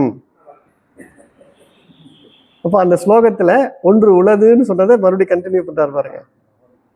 ஆமா, இப்ப யஹ அப்படின்னா எவன், ஸ்வயம் தானாகவே, சர்வம்னா அனைத்தையும், பஷ்யதி பார்க்கிறானோ. ஒரு ஆள் எல்லாத்தையும் பார்க்குறாரு. ஆள் நம்ம ஒரு பேச்சுக்கு சொல்றோம், அதை சொல்றதுக்கு இன்னும் வார்த்தை கண்டுபிடிக்கல அவர், நமக்கு வார்த்தையை அறிமுகப்படுத்தல, அதனால அவன் சொல்றாரு. நான் பேசும்போது சும்மா ஒரு ஆள்னு சொல்றேன். இப்போ யார் இது எல்லாத்தையும் பார்க்குறாங்களோ, இதுன்னு சொல்றது நம்ம எதை சொல்றோம்? சர்வம்னு சொல்றோம் இல்லையா? அது எதெல்லாம் அதில் அடக்கம்? ஒட்டுமொத்தமா காரண சரீரத்திலிருந்து சூட்சும சரீரம், ஸ்தூல தேகம், அப்புறம் இங்க பிரபஞ்சம், இது அத்தனையும் யார் பார்க்கிறாரோ, அப்புறம் எம் அவனை, ந பஷ்யதி கச்சன வேறு எதுவும் பார்க்க இயலாது. அவனை பார்க்கறதுக்கு இங்க ஒரு பொருள் இல்லை.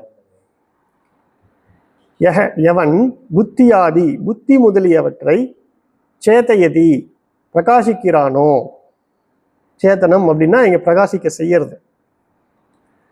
எம் எவனை கிஞ்சன ந தத் சேதயத் அந்த புத்தி சற்றும் பிரகாசிக்க செய்யாதோ. இப்போ இது எப்படி புரிஞ்சுக்கலாம் அப்படின்னா, சூரியன் இருக்கு, இந்த உலகம் அத்தனையுமே பிரகாசிக்க செய்தா? சூரியன் யாராவது டார்ச் லைட் அடிச்சு காட்ட முடியுமா? அதுக்கு ஒரு அவசியம் இல்லை இல்லையா? ஏன்னா அதுக்கிட்டே பிரகாசம் இருக்குது அப்படின்னு சொல்றோம். இங்க ஒரு உதாரணத்துக்கு சொல்றேன். நம்ம அதையே இப்போ சூரியன் தான் அந்த பொருளா அப்படின்னு எடுத்துக்க வேண்டாம்.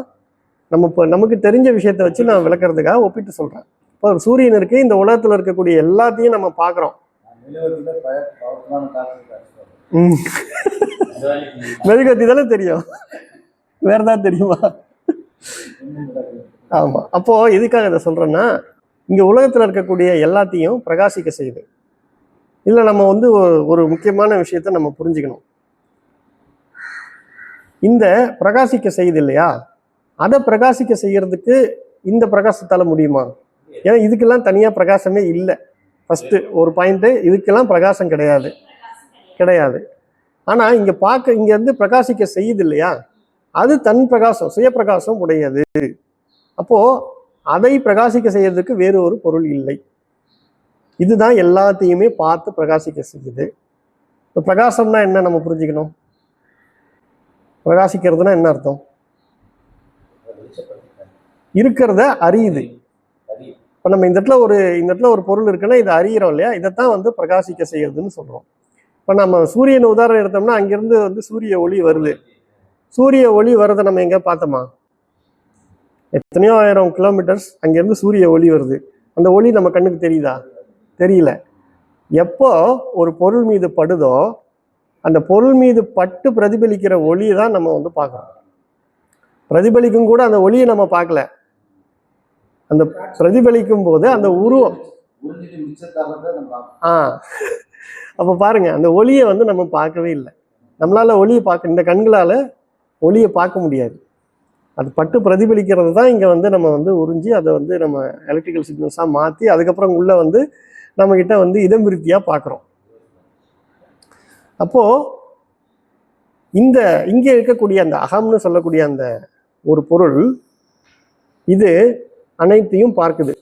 அனைத்தையும்னு நம்ம சொல்லும்போது இப்போ சொன்னோம், எதெல்லாம் எல்லாத்தையுமே பார்க்குது. நம்ம பார்க்கக்கூடிய இந்த அசூட்சும சரீரத்திலிருந்து ஸ்தூல சரீரத்திலிருந்து இருக்கக்கூடிய ஜெகத் அத்தனையும் மூன்று அனுபவங்களையும் தூக்கங்கிற அனுபவத்தையும் அது பார்க்குது, கனவுங்கிற அனுபவத்தையும் பார்க்குது, நனவுங்கிற அனுபவத்தையும் பார்க்குது. புத்தியில ஏற்படக்கூடிய விகாரம் இப்ப சொன்னோம் இல்லையா, விருத்தி அப்படின்னு, இது அத்தனையும் அது பார்க்குது. அப்பனா என்ன செய்யுது? அதை பிரகாசிக்க செய்யுதுன்னு அர்த்தம். ஆனா அந்த புத்தியால இதை பிரகாசிக்க செய்ய முடியுமா?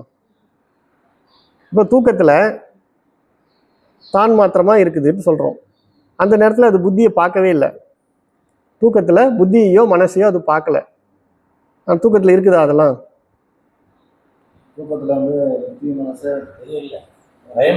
அது கிட்ட விருத்தி இல்லை இல்லையா? அது விருத்தி ஆனாதான் நம்ம பார்க்க முடியும். அதெல்லாம் விருத்தி ஆனாதான் நம்ம பார்க்க முடியும். அது விருத்தி ஆகிறதுக்கு காரணமா இருக்கிறது இவர் பார்த்தாதான்.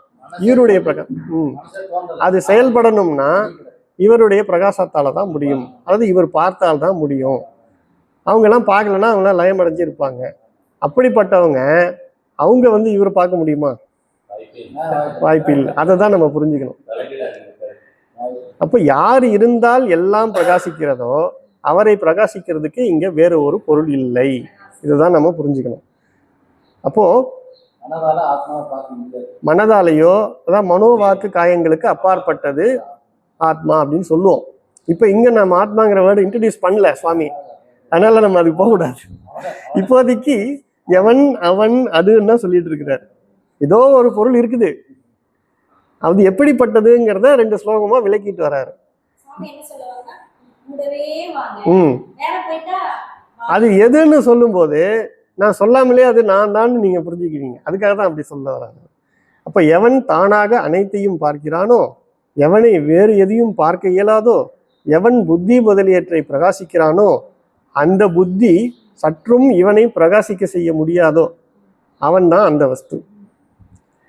இப்ப இதை பாருங்க, பிருகதாரண்ய உபனிஷத்துல இதை பத்தி அழகா ஒரு மந்திரம் இருக்கு. அத்ருஷ்டோ திருஷ்டாத் ஸ்ருதஹ ஸ்ரோதா மதோ மந்தா விஜாதோ விஜாதா நான்யோ தோஸ்தி திருஷ்டா அப்படின்னு சொல்றாங்க. அவன் காணப்படாமல் காண்பவன். பார்ப்பான், அவனை பார்க்கணும்னு நினைச்சா பார்க்க முடியாது. கேட்கப்படாமல் கேட்பவன். காதுல இருக்கிற ஒளியெல்லாம் அவர் கேட்பாரு, ஆனா அவரு வந்து கேட்கறதுக்கு அவர் ஒளி இல்லை. நினைக்கப்படாமல் நினைப்பவன். இது எப்படி? இதெல்லாம் பாருங்க, வித்தியாசமா இல்லையா? அறியப்படாமல் அறிபவன். அவரை அறிஞ்சுக்கிறதுக்கு இங்க வேற திருக்கு இல்லை. திருக்குன்னா அவர் ஒருத்தர் தான் திருக்கு, இது எல்லாமே திருஷ்யங்கள் தான். அவனை காட்டிலும் வேறாக காண்பவன் இல்லை. அப்ப இதான் வேறாக காண்பவன். காண்பவன்னாலே நம்ம திருக்கு, பார்ப்பவன் காண்பவன் இதெல்லாம் என்னது, அறிபவன் எல்லாம் திருக்குன்னு சொல்றோம். அப்போ திருக்குன்னாலே அது ஒண்ணுதான் அப்படின்னு பிருகதாரண்ய உபனிஷத்துல இந்த ஸ்லோகத்துக்கு ஏற்ற மாதிரி இருக்குது.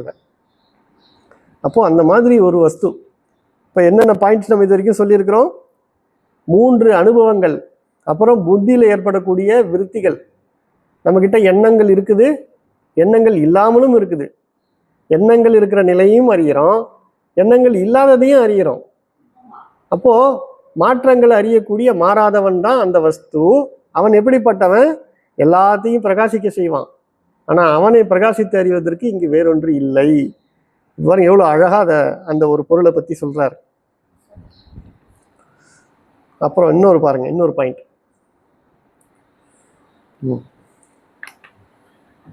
ஏன விஸ்வம் இதம் வியாப்தம்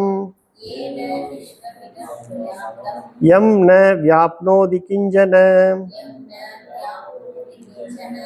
ஆபாரும் இதம் சர்வம் யம் பந்தம் அனுபாத்யம். எவனால் இந்த உலகம் வியாபிக்கப்பட்டுள்ளதோ, எவனை எதுவும் வியாபிக்காதோ, பிரகாசம் உடையது போல் தோன்றும் இவ்வுலகு அனைத்தும் எவனை பின்பற்றி பிரகாசிக்கின்றனவோ அவனே இவன். மறுபடி அந்த பிரகாசத்தை பற்றி சொல்றாரு. இன்னொன்று, இந்த இடத்துல வியாபித்தல் அப்படிங்கிற ஒரு வியாப்தம் அப்படிங்கிற ஒரு சொல்ல அறிமுகப்படுத்துறார்.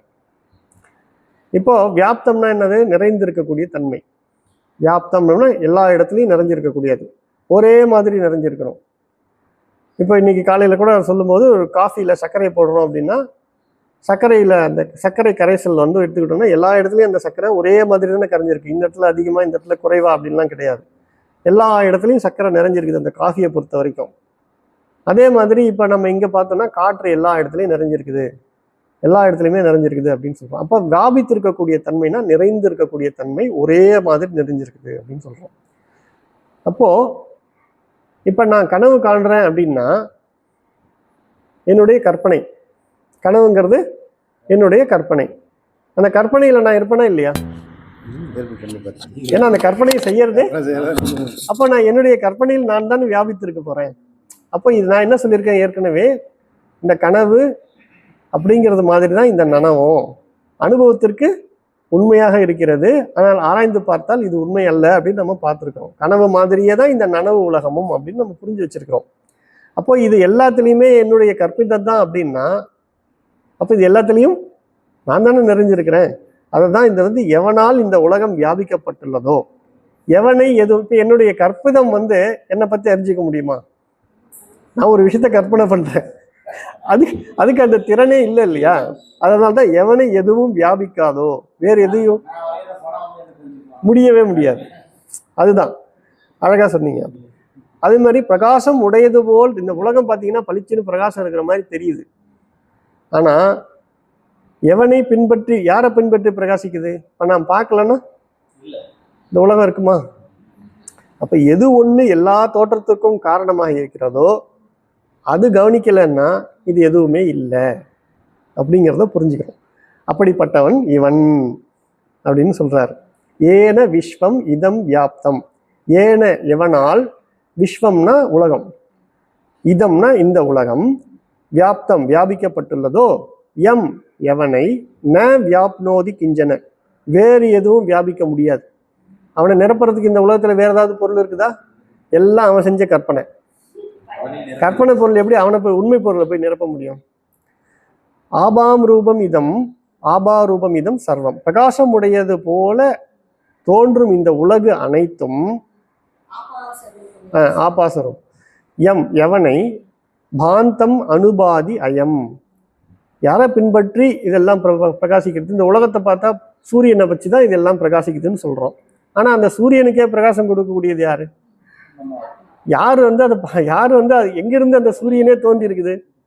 என்னிடத்தில், அதாவது இந்த இடத்துல ஆத்மான்னு இன்னும் சொல்லலை. ஒருத்தர் இருக்கிறான், அது யாருன்னு இன்னும் சொல்லலை. அவன், அந்த அவனை பின்பற்றி தான் இது எல்லாமே இருக்கு அப்படின்னு சொல்றாங்க. இது பாருங்க, பகவத்கீதையில விஷ்டபியாகம் இதம் கிருஷ்ணம் ஏகாம் சேன ஸ்திதோ ஜெகத் அப்படின்னு சொல்லுவாங்க. உலக அனைத்தும் என் யோக சக்தியின் ஒரு பகுதியால் தாங்கி நான் நிற்கிறேன் அப்படிங்கிறார். யோக சக்தினா மாயா தான் சொல்றோம். மாயாங்கிறது என்ன? மாயாவினுடைய தன்மை என்ன? கற்பிதம். ரெண்டு இருக்குது. ஒன்று விக்ஷேப சக்தி, விக்ஷோப சக்தி, ஆறு. ஒன்று என்னது மறைக்கக்கூடியது ஒன்று, இன்னொன்று கற்பிதம் பண்ணக்கூடியது, வேறொன்றா படைக்கக்கூடிய சக்தி. ஒரு பொருள் இருக்குது, அதை மறைச்சி வேறொன்றா படைச்சு காமிக்கக்கூடியது தான். நம்ம ஒரு கயிறு இருக்குது, ஒரு உண்மை பொருள், அதை நம்ம சரியான விசாரணைலாம் நேரத்தில் அது என்ன எப்படியா தெரியுது நமக்கு, வேற ஒரு பொருளாக பாம்பாகவோ இல்லை வேற ஏதோ ஒரு பொருள், அதுக்கு இணையான ஒரு பொருளாக நம்ம கற்பிதம் பண்ணுறோம் இல்லையா. அப்போ இந்த ரெண்டு சக்தி தான், அது மாயாவுக்குரிய சக்தி, சக்தி துவயம் அப்படின்னு சொல்லி நம்ம பார்த்துருக்குறோம். ஆமாம் உண்டு. ம் ம் எதையும் கற்பிதம் பண்ணும். அப்போ அந்த அந்த சக்தி யாருக்கிட்ட இருக்கு? அந்த சக்தி யாருக்கிட்ட இருக்கு? ஒருத்தன்ட்ட இருக்கு. அப்போ அவன் எதையுமே கற்பனை பண்ணக்கூடிய சக்தியில இருக்கிறான். அதனால அவன் அந்த சக்தியை வச்சுதான் இது எல்லாத்தையும் கற்பனை பண்ணியிருக்கான். அப்ப இது எல்லாத்தையும் தாங்கி நிற்கிறேன்னா என்ன அர்த்தம்? இது எல்லாம் ஒரு பகுதின்னா என்ன, அதுக்கு பகுதியே இல்லாதவன் அவன். பேசுறதுக்காக அப்படி சொல்றது. ஒரு பகுதின்னா ஏதோ ஒரு 2 பாட்டு இருக்குது, 3 பாட்டு இருக்குது, அதுல ஒரு பாட்டால தாங்கி, அவர்கிட்ட ஏது பகுதி? அவரு எல்லையற்றவரா இருக்கிறாரு. இன்னும் அதெல்லாம் பார்க்க போறோம். அவரு சும்மா என்கிட்ட அப்படின்னு சொல்றாரு. அதாவது அந்த கற்பனா சக்தியில அவ்வளோ இருக்கு. கற்பனா சக்திக்கு எல்லாம் இருக்கா? அப்ப இதெல்லாம் அதுல ஒரு சின்ன பகுதி, அவர்கிட்ட பாட்டு இல்லை அப்படி சொல்றாரு. அதே பாருங்க, கடோபனிஷத்துல தமேவ பாந்தம் அனுபாதி சர்வம் தஸ்ய பாசா சர்வமிதம் விபாதி. எப்பொழுது அந்த பரம்பொருள் ஒளிர்கிறதோ அதை தொடர்ந்து தான் அனைத்தும் ஒளிர்கின்றன. அவனது ஒளியாலே இந்த உலகம் முழுவதும் ஒளிர்கிறது. இப்போ ஒளிர்கிறதுனா என்ன அர்த்தம்? அவர் ஏதாவது டார்ச் லைட் வச்சிருக்காரா, இல்லை அவர் சூரியன் மாதிரி இருக்காரா? என்ன அர்த்தம் அப்படின்னா, ஒன்றும் நம்ம ரொம்ப கற்பனைனா நம்ம கனவு பார்க்குறோம். கனவுல யார் வெளிச்சம் கொடுத்தது? என்னுடைய கற்பனைக்கு வெளிச்சம் நானே கொடுத்துருக்கிறேன். என்னுடைய கனவுல எனக்கு யாராவது டியூப்லைட் போட்டாங்களா, இல்லை சூரியன் போட்டாங்களா, யார் என்ன பண்ணாங்க? ஆனா ஃபுல்லா வெளிச்சம் இருந்ததா இல்லையா? அப்ப யார் கனவு காண்றானோ அவன் தானே. அப்ப இந்த உலகத்தை எவன் பார்த்தானோ அவன் தான் வெளிச்சம் போட்டவன். அப்ப அவன் எப்படிப்பட்டவனா இருக்கான்? சுயம் பிரகாசமா இருக்கிறான். அவன் தான் செய்யக்கூடிய இந்த கற்பனையையும் பிரகாசிக்க செய்யறவனா இருக்கிறான் அப்படின்னு புரிஞ்சுக்கணும். எல்லாத்தையும் பாருங்க, அந்த ஒருத்தன் தான் காரணம். அவன் சொல்லிட்டே இருக்காரு. அடுத்த ஸ்லோகம். யஸ்ய சந்திதிம் மாத்ரேன தேஹேந்திரிய மனோதியஹ விஷயேஷு ஸ்வகீயேஷு வர்த்தந்தே பிரேரிதா இவ. வர்த்தந்தே பிரேரிதா இவ. ஆமா. இப்போ மறுபடி இங்க வரோம். எவனுடைய முன்னிலையில் இருப்பதாலேயே இந்த உடல், எந்திரியங்கள், மனம், புத்தி இவைகள் தமக்குரிய விஷயங்களில் ஏவைப்பட்டவல்ல போல செயல்படுகின்றனவோ அவனே இவன் அப்படிங்கிறார். உடல், இந்திரியங்கள், மனம், புத்தி. அப்ப என்னன்னு சொல்லியிருக்காரு? ஸ்தூல தேகத்தையும் சூக்ஷ்ம தேகத்தையும் சொல்லியிருக்காரு. இதெல்லாம் அதது விஷயத்துல செயல்படுது. காது கேட்குது, கண்ணு பார்க்குது, வாய் பேசுது, சுவைச்சு பார்க்குது, மூக்கு என்ன பண்ணும்? சுவாசனம் செய்யும், அப்புறம் வாசனை பண்ணும். இந்த வேலையெல்லாம் ஏவப்பட்டது போல செய்துன்றோம். ஹார்ட் இருக்கு, நம்ம இதெல்லாம் கூட விடுங்க, நம்ம கண்ணை மூடினா மூடிக்கிறோம். ஹார்ட் பம்ப் பண்ணுது, நிறுத்துனா நிறுத்துமா? அப்ப இதெல்லாம் பாருங்க, யாரோ ஒருத்தர் ஏவி விட்டது போல செயல்பட்டுக்கிட்டு இருக்கு. சாப்பாடு உள்ள போட்டதுக்கு அப்புறம் செரிக்கிறது யாரு? அப்போ ஒரு மெஷின். இந்த மெஷின்ஸ் எல்லாம் யாரோ ஒருத்தர் ஒரு கமாண்டுக்கு ஒன்று கொடுத்து நீ இப்படிலாம் செயல்படுன்னு சொன்ன மாதிரி இதெல்லாம் வேலை செஞ்சுக்கிட்டு இருக்கு. ஏவப்படுறதுனா என்ன? ஏவப்படுறதுனா என்ன? ஒரு கட்டளை கொடுத்து அந்த கட்டளைப்படி செயல்பட்டுக்கிட்டு இருக்கிறது தான் ஏவப்படுதல் அப்படின்னு சொல்றோம். அதுவும் உண்டு. அதெல்லாம் அறிவு இருந்தால் தான் பயம் வரும். அறிவு இல்லாத ஜடத்துக்கு பயம் வராது, அது வேலையை மட்டும்தான் செய்யும். அப்போ இங்கே இருக்கிறதுலாம் ஜடம்னு நம்ம ஏற்கனவே பார்த்துட்டோம், அதனால அது பயம்லாம் கிடையாது. ஆனால் மனசுக்கு அந்த மாதிரி உணர்வு எழக்கூடிய தன்மை இருக்கு, நீங்க சொன்ன மாதிரி. அப்படி வச்சுக்கிட்டோம்னா உடல், இந்திரியங்கள், மனம், புத்தி இதெல்லாம் அதுக்குன்னு ஒரு ரோல் இருக்கு. அந்த ரோல் மட்டும்தான் அது பிளே பண்ணும். இப்போ புத்தியுடைய தன்மை என்னென்ன பார்த்துருக்குறோம். புத்தி நம்ம பார்த்துருக்கிறோம். புத்திக்கு என்ன வேலை, மனசுக்கு என்ன வேலைலாம் பார்த்துருக்குறோம். புத்தி என்ன பண்ணும்? இது சரி, இது கெட்டது, இது சரி, இது தப்புன்னு சொல்லும், இது நல்லது, இது கெட்டது அப்படின்னு பிரித்து பார்க்கக்கூடிய ஒரு விவேக சக்தியோட இருக்குது அப்படின்னு சொல்றோம். அந்த புத்தியிலிருந்து தான் அது என்ன பண்ணும், அதுக்கு வந்து நாலேஜ் எங்க கிடைக்குது? இது சரி இது தப்புன்னு எதை பற்றி சொல்லுது? சித்தத்துல. அது தானா செய்ய முடியுமா? தானே. அப்ப எங்க என்ன நினைவு இருக்குதோ அதை வச்சுதான் இது பண்ண முடியும். இப்ப நம்ம கயிறு பாம்புல கூட பாம்பு நினைவு இருக்குது, கயிறு தெரியல, பாம்பு நினைவை கொண்டு வந்து பொருத்தி பார்த்துட்டார். புத்தியோட வேலை இவ்வளவுதான். அவரு என்ன பண்ணணும், என்னெல்லாம் இருக்குதோ அதெல்லாம் அப்படியே கொண்டு பொருத்தி பார்ப்பாரு. எது பர்ஃபெக்டா மேட்சோ இதான் போ. மனசு என்ன பண்ணுவாரு, அது உண்மையா என்னன்னு ஆராய்ச்சி பண்ண மாட்டாரு. அதற்கு என்ன உணர்வோ அதை வேலையை மட்டும் பார்த்தாரு. உடம்பு என்ன பண்ணும், அதனுடைய ரியாக்ஷன் எங்க காட்ட முடியும்? வெளியில தான் காட்ட முடியும். கோபம் வந்தாலும் சரி, ஆசை வந்தாலும் சரி, மயக்கம் வந்தாலும் சரி, எதுவாக இருந்தாலும் உடம்புல செயலாக வெளிப்படும். உள்ள உணர்வு நிலையில இருக்கும். உணர்ச்சி நிலையெல்லாம் இங்க, உணர்வு நிலை மனம். இது எல்லாத்துக்கும் காரணம் யாரு? புத்தி. அப்போ ஆமா, இந்த செயல்களுக்கு அத்தனைக்கும் புத்தியில தப்பான ஒரு கற்பிதம் ஏற்பட்டு போச்சு இல்ல. ஆமா. அப்ப இது எல்லாம் பாருங்க, அதுக்கு ஒரு ரோல் இருக்கு. அந்த ரோலை பர்ஃபெக்டா பிளே பண்ணுது. இப்ப வந்து காது பார்க்குமா, கண்ணு கேட்குமா? ரோல் பிளே பாருங்க, மாற்றி செய்ய முடியுமா? முடியவே முடியாது. அதான் சொல்றாங்க, எவனுடைய முன்னிலையில் இருப்பதாலேயே உடல், இந்திரியங்கள், மனம், புத்தி முதலியவை தமக்குரிய விஷயங்களில் ஏவைப்பட்டவை போல செயல்படுகின்றனவோ அவனே இவன். அதுக்கு விதிக்கப்பட்ட விஷயங்கள்ல செயல்படணும்னா கூட அவன் முன்னிலையில தான் செயல்படும். அவன் கவனிக்கலன்னா செயல்பட அவ்வளவுதான். அவருடைய கட்டளைப்படிதான் இதெல்லாம் நடந்துகிட்டு இருக்கு அப்படிங்கிற மாதிரி சொல்றாங்க. இத பகவத்கீதையில மயாத்யக்ஷேன பிரகிருதி சூயத்தே சராசரம். என்னுடைய சந்நிதி மாத்திரத்தால் பிரகிருதி சராசர பிரபஞ்சத்தை படைக்கிறதுங்கிறார். என்னுடைய சந்நிதி மாத்திரத்தால. அப்போ அந்த ஆதார வஸ்து தங்கம்னு ஒண்ணு இல்லைன்னா அதுல இருந்து உங்களுக்கு நகைகள்லாம் வருமா? மண்ணுன்னு ஒண்ணு இல்லைன்னா அதுல இருந்து பானைகளோ மற்ற பொம்மைகளோ வர முடியுமா? அப்போ ஆதார வஸ்து ஒண்ணு இருக்குது. அதுல இருந்து தான் இந்த விகாரங்கள் எல்லாம் இருக்கிற மாதிரி நமக்கு தெரியுது. அந்த மாதிரி அந்த ஒருத்தர் இருக்கார் இல்லையா, அவருடைய சந்நிதி மாத்திரத்துலதான் பிரகிருதிங்கிறது என்னது? மாயாவினுடைய வெளிப்பாடு. மாயாங்கிறது என்னது? கல்பித சக்தி, மறைக்கும் அப்புறம் படைக்கும், அந்த மாதிரி சக்தி உடையதுங்கிறதால இருக்கிற அந்த அவனை மறைச்சிட்டு இல்லாத பல விதங்களை கற்பனை செஞ்சு காட்டுது. அதுதான் பிரபஞ்சத்தை படைக்கிறது அப்படின்னு சொல்லிட்டாங்க. கேன உபநிஷத்துல வந்து கேனேஷிதம் பததி பிரேஷிதம் மனக அப்படின்னா, எவனால் விரும்பப்பட்டும் தூண்டப்பட்டும் மனது விஷயங்களில் புகுகின்றதோ அவன் ஒருத்தர் இருக்கான். எவனால் இப்ப நான் கற்பனை பண்றேன்னா நான் விருப்பம் இல்லாம கற்பனை பண்ணுவேனா? நான் வந்து இந்த கற்பனை சக்தியை தூண்டி இல்லைன்னா அந்த கற்பனை நடக்குமா? அப்போ மனதுல வந்து இந்த மாதிரி விருத்திகள் எல்லாம் நடக்கணும்னாலும் நான் பார்த்தா தான் நடக்கும், இல்லைன்னா நடக்காது. அப்படிப்பட்ட ஒருத்தன் இருக்கிறான் இல்லையா, அவனை பத்தி தான் இப்ப நம்ம பார்த்துட்டு இருக்கோம். இன்னைக்கு நம்ம இன்னும் ஒரு ஸ்லோகம் மட்டும் பார்த்துட்டு முடிச்சுக்கலாம்.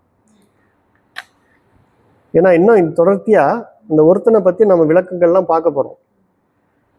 ஏன் இதை நம்ம பார்க்கணும்? இதுக்கு முன்னாடி எல்லாம் நம்ம வந்து அனாத்மாவை பத்தி பார்த்தோம். இப்போ அந்த அனாத்மாக்கள் எல்லாம் பார்த்ததுக்கு அப்புறம் ஒரு வஸ்து இருக்குது. அந்த வஸ்துவை பத்தி நம்ம தெரிஞ்சுக்கிட்டோம்னா இனி நம்ம பிறக்க வேண்டிய அவசியமே இல்லைன்னு தான் நமக்கு அறிமுகமே படுத்த ஆரம்பிக்கிறார். அந்த வஸ்து எப்படிப்பட்டதுங்கிறத நம்ம தெரிஞ்சுக்கணும். அதை தான் அழகா வரிசையா அவர் வந்து கோர்வையா சொல்லிட்டு வர்றார். அதனுடைய தொடர்ச்சியா அகங்காராதி தேகாந்தா விஷயச்ச சுகாதயஹ வேத்யந்தே கடவத்யேன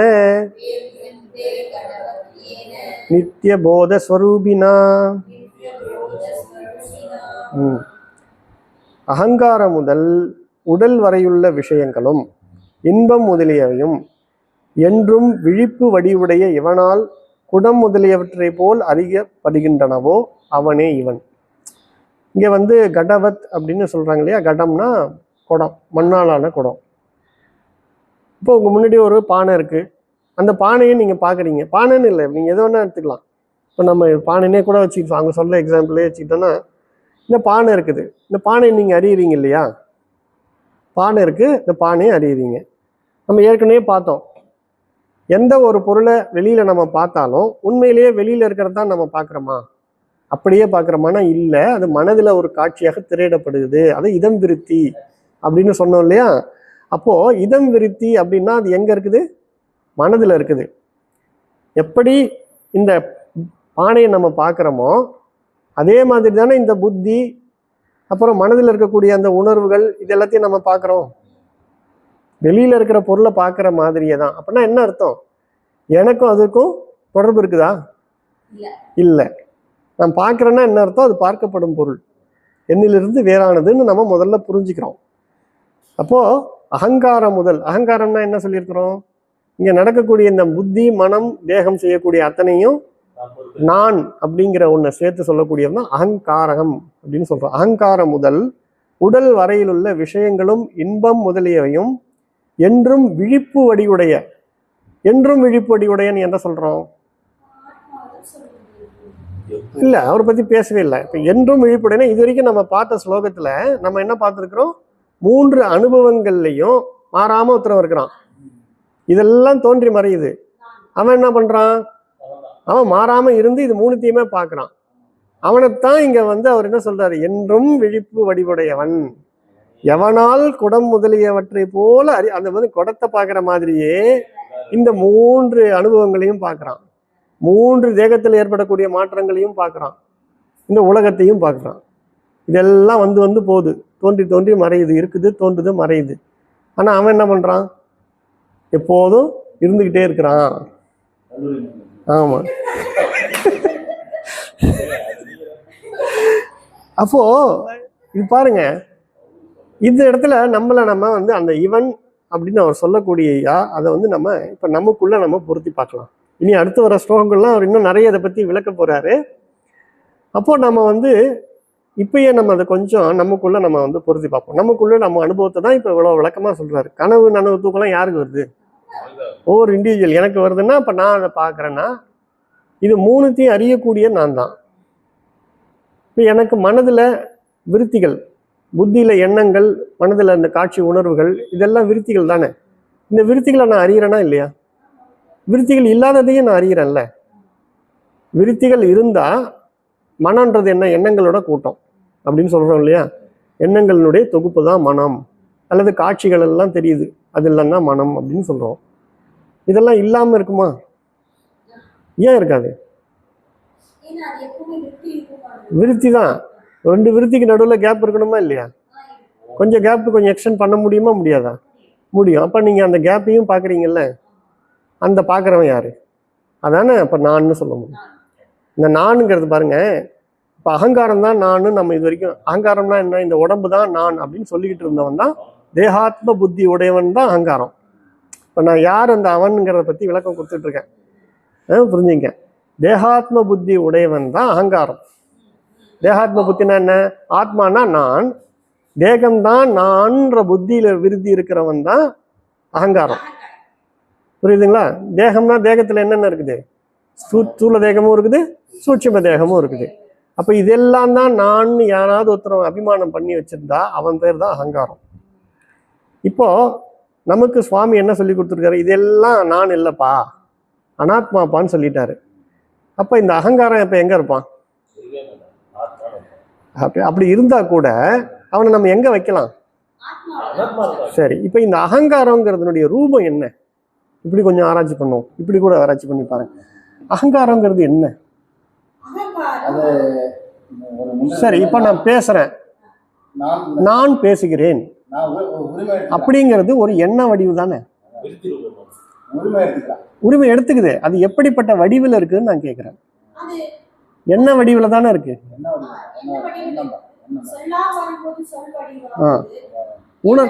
உணர்வு வந்தா கூட எனக்கு கோபம் வருதுன்னு தான் சொல்றான் அவன். சொல்றானா இல்லையா? அப்ப அந்த நானுங்கிற விருத்தி எண்ணங்களா தானே எழுது. அந்த எண்ணங்களை நீங்க பாக்குறீங்களா இல்லையா? அதான் இவர் சொல்றாரு. என்ன சொல்றாரு?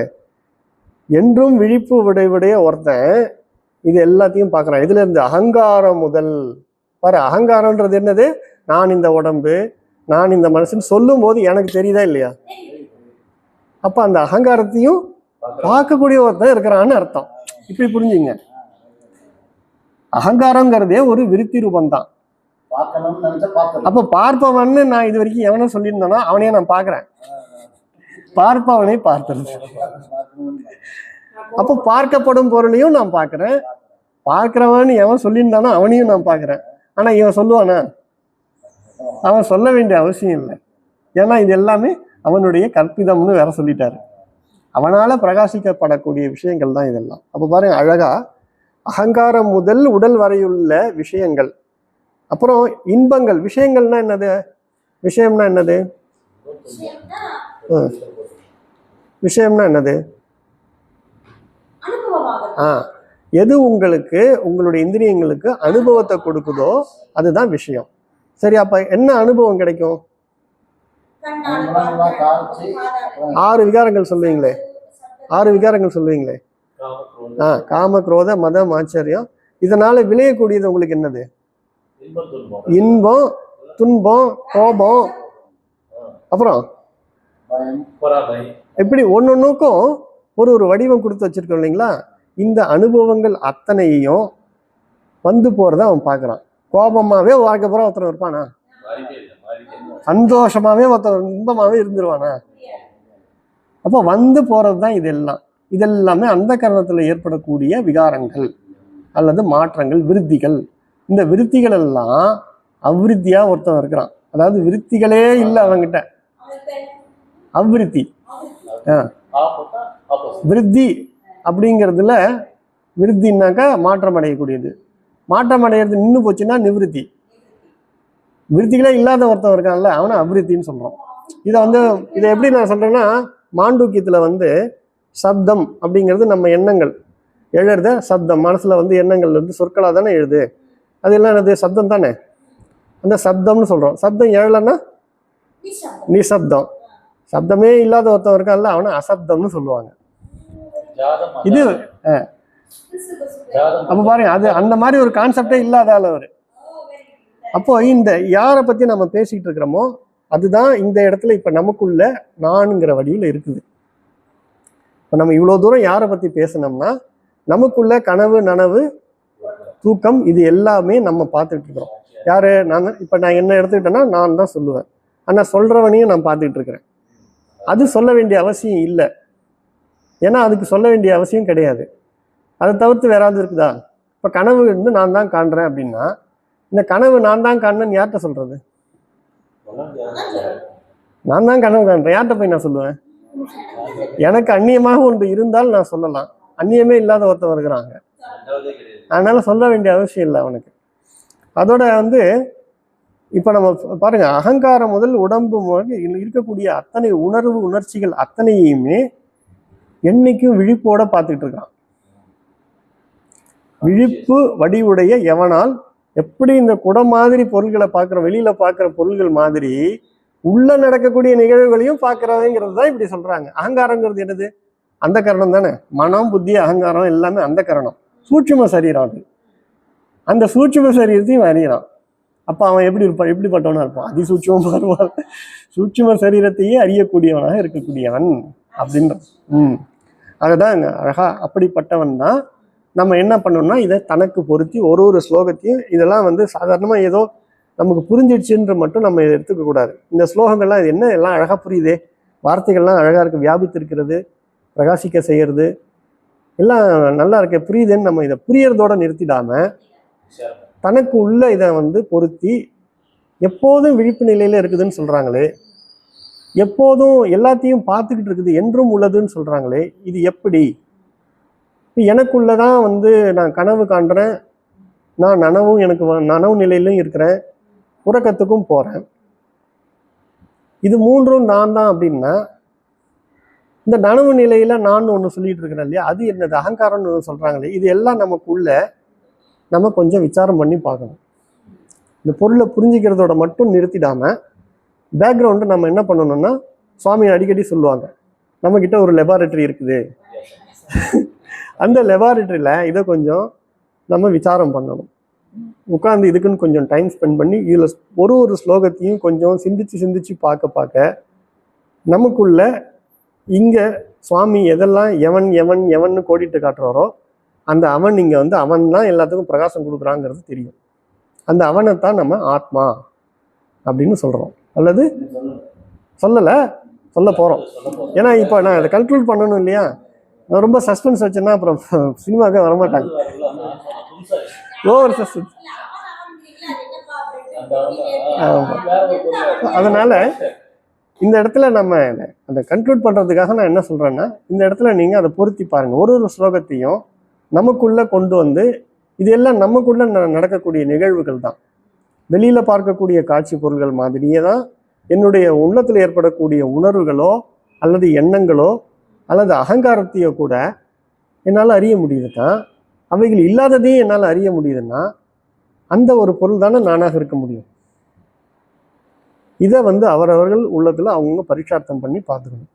இப்போ இந்த மாதிரி யார் ஒருத்தன் தன்னை தெரிஞ்சு கொள்ளுகிறானோ அவனுக்கு இனி பிறவியே இல்லை அப்படிங்கிறது தான் ஒரு முதல் ஸ்லோகம். எவன் ஒருவன் நான் சொல்லக்கூடிய விஷயத்தை சரியாக புரிந்து கொள்கிறானோ அவனுக்கு இனி பிறவி இல்லை, அவன் இந்த பந்தம்ங்கிற சுழற்சியிலேருந்தே விடுபட்டுறான் இல்லையா.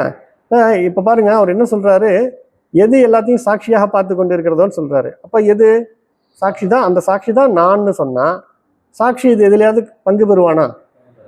மனதில் ஏற்படக்கூடிய உணர்வுகள்லையோ உடம்பு செல்லக்கூடிய செயல்கள்லையோ சாட்சிக்கு பங்கு இருக்குமா? அப்போ கர்மங்களுக்கும் எனக்கும் தொடர்பு உண்டா? கர்மங்களையே நான் செய்யலை அப்படின்னு வரும்பொழுது இந்த பாவ புண்ணிய கணக்கு எனக்கு உண்டா?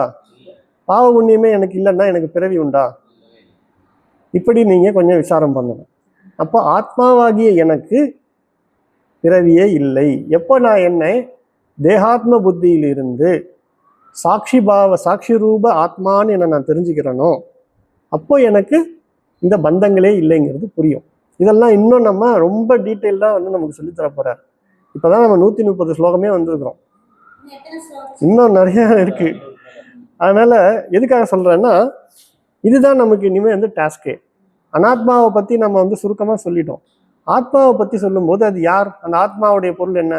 நான் தான். அப்போ நானுங்கிறத தான் இப்போ நம்ம தெளிவாக தெரிஞ்சுக்கிட்டு இருக்கிறோம். இந்த நானுங்கிறதுனுடைய விஷயம் இது வரைக்கும் நம்ம வந்து என்ன பண்ணிட்டோம், எதெல்லாம் நான் இல்லையோ அதன் மேலே ஏற்றி பார்த்துட்டோம். அதை தான் முதல்ல விளக்கிய நவுத்திட்டாரு. இதெல்லாம் நீ இல்லைப்பா, இதெல்லாம் நீ இல்லைப்பான்னு சொல்லி நமக்குள்ளே இருக்கக்கூடிய இந்த உடம்புலேருந்து அந்த கரணத்துலேருந்து இது எதுவுமே நீ இல்லை அப்படின்னு சொன்னதுக்கு அப்புறம் அந்த நானுங்கிறத பற்றி எனக்கு தெரியணுமா இல்லையா? தெளிவாக எதுன்னு பின் பாயிண்ட் பண்ணி பார்க்கணும்னா அதற்கான விளக்கத்தை தான் அழகாக சொல்லிட்டு இருக்கு. இன்னைக்கு நம்ம பார்த்த ஸ்லோகத்தை நம்ம உட்கார்ந்து விசாரம் பண்ணாலே இது நமக்குள்ளே இருக்கக்கூடிய எண்ணங்களுக்கும் எல்லாம் இல்லாமையும் பிரகாசமாக காண்பிக்கிறது எது அப்படின்னு ஒரு சின்ன விசாரம் பண்ணால் போதும். நம்மக்கிட்ட எண்ணம் வருது, எண்ணத்தை பார்க்குறோம், எண்ணத்தை கவனிக்கிறோம் இல்லையா? எண்ணம் இல்லாததையும் கவனிக்கிறோம். அப்போ இது ரெண்டுத்தையும் பார்க்கக்கூடிய சாட்சி எது? நான் தானே அது. இப்படி அப்போ அந்த ஆத்மாங்கிறது நான் தானே. ஆத்மா அனுபவம் இனி தனியாக நான் பெறணுமா? இப்பவே நான் ஆத்மா தான் அப்படிங்கிற ஆத்மா அனுபவம் பெறுவதற்கு நாம் தனியாக ஒன்றும் செய்ய வேண்டியதில்லை. எழுகிற எண்ணங்களையும் எண்ணங்கள் இல்லாத தன்மையும் உணர்வு எழறதையும் உணர்வு இல்லாத தன்மையும் மாறி மாறி தோன்றக்கூடிய இந்த விஷயத்தை கவனித்து பார்த்தாலே அந்த கவனிக்கிறவன் தான் நானுன்னு நமக்கு புரிஞ்சிடும். அந்த கவனிக்கிறது எதுவோ அதுதான் ஆத்மா, திருக் அப்படிங்கிறது தெளிவாக நாம் தெரிஞ்சுக்கலாம் என்று சொல்லி இன்றைய விளக்க உரையை நிறைவு செய்துக்கலாம். ஓம் பூர்ணமத பூர்ணமிதம் பூர்ணாத் பூர்ணமுதச்யதே பூர்ணஸ்ய பூர்ணம் ஆதாய பூர்ணமேவாவசிஷ்யதே. ஓம் சாந்தி சாந்தி சாந்தி. ஹரி ஓம் ஸ்ரீ குருப்யோ நமः. ஹரி ஓம்.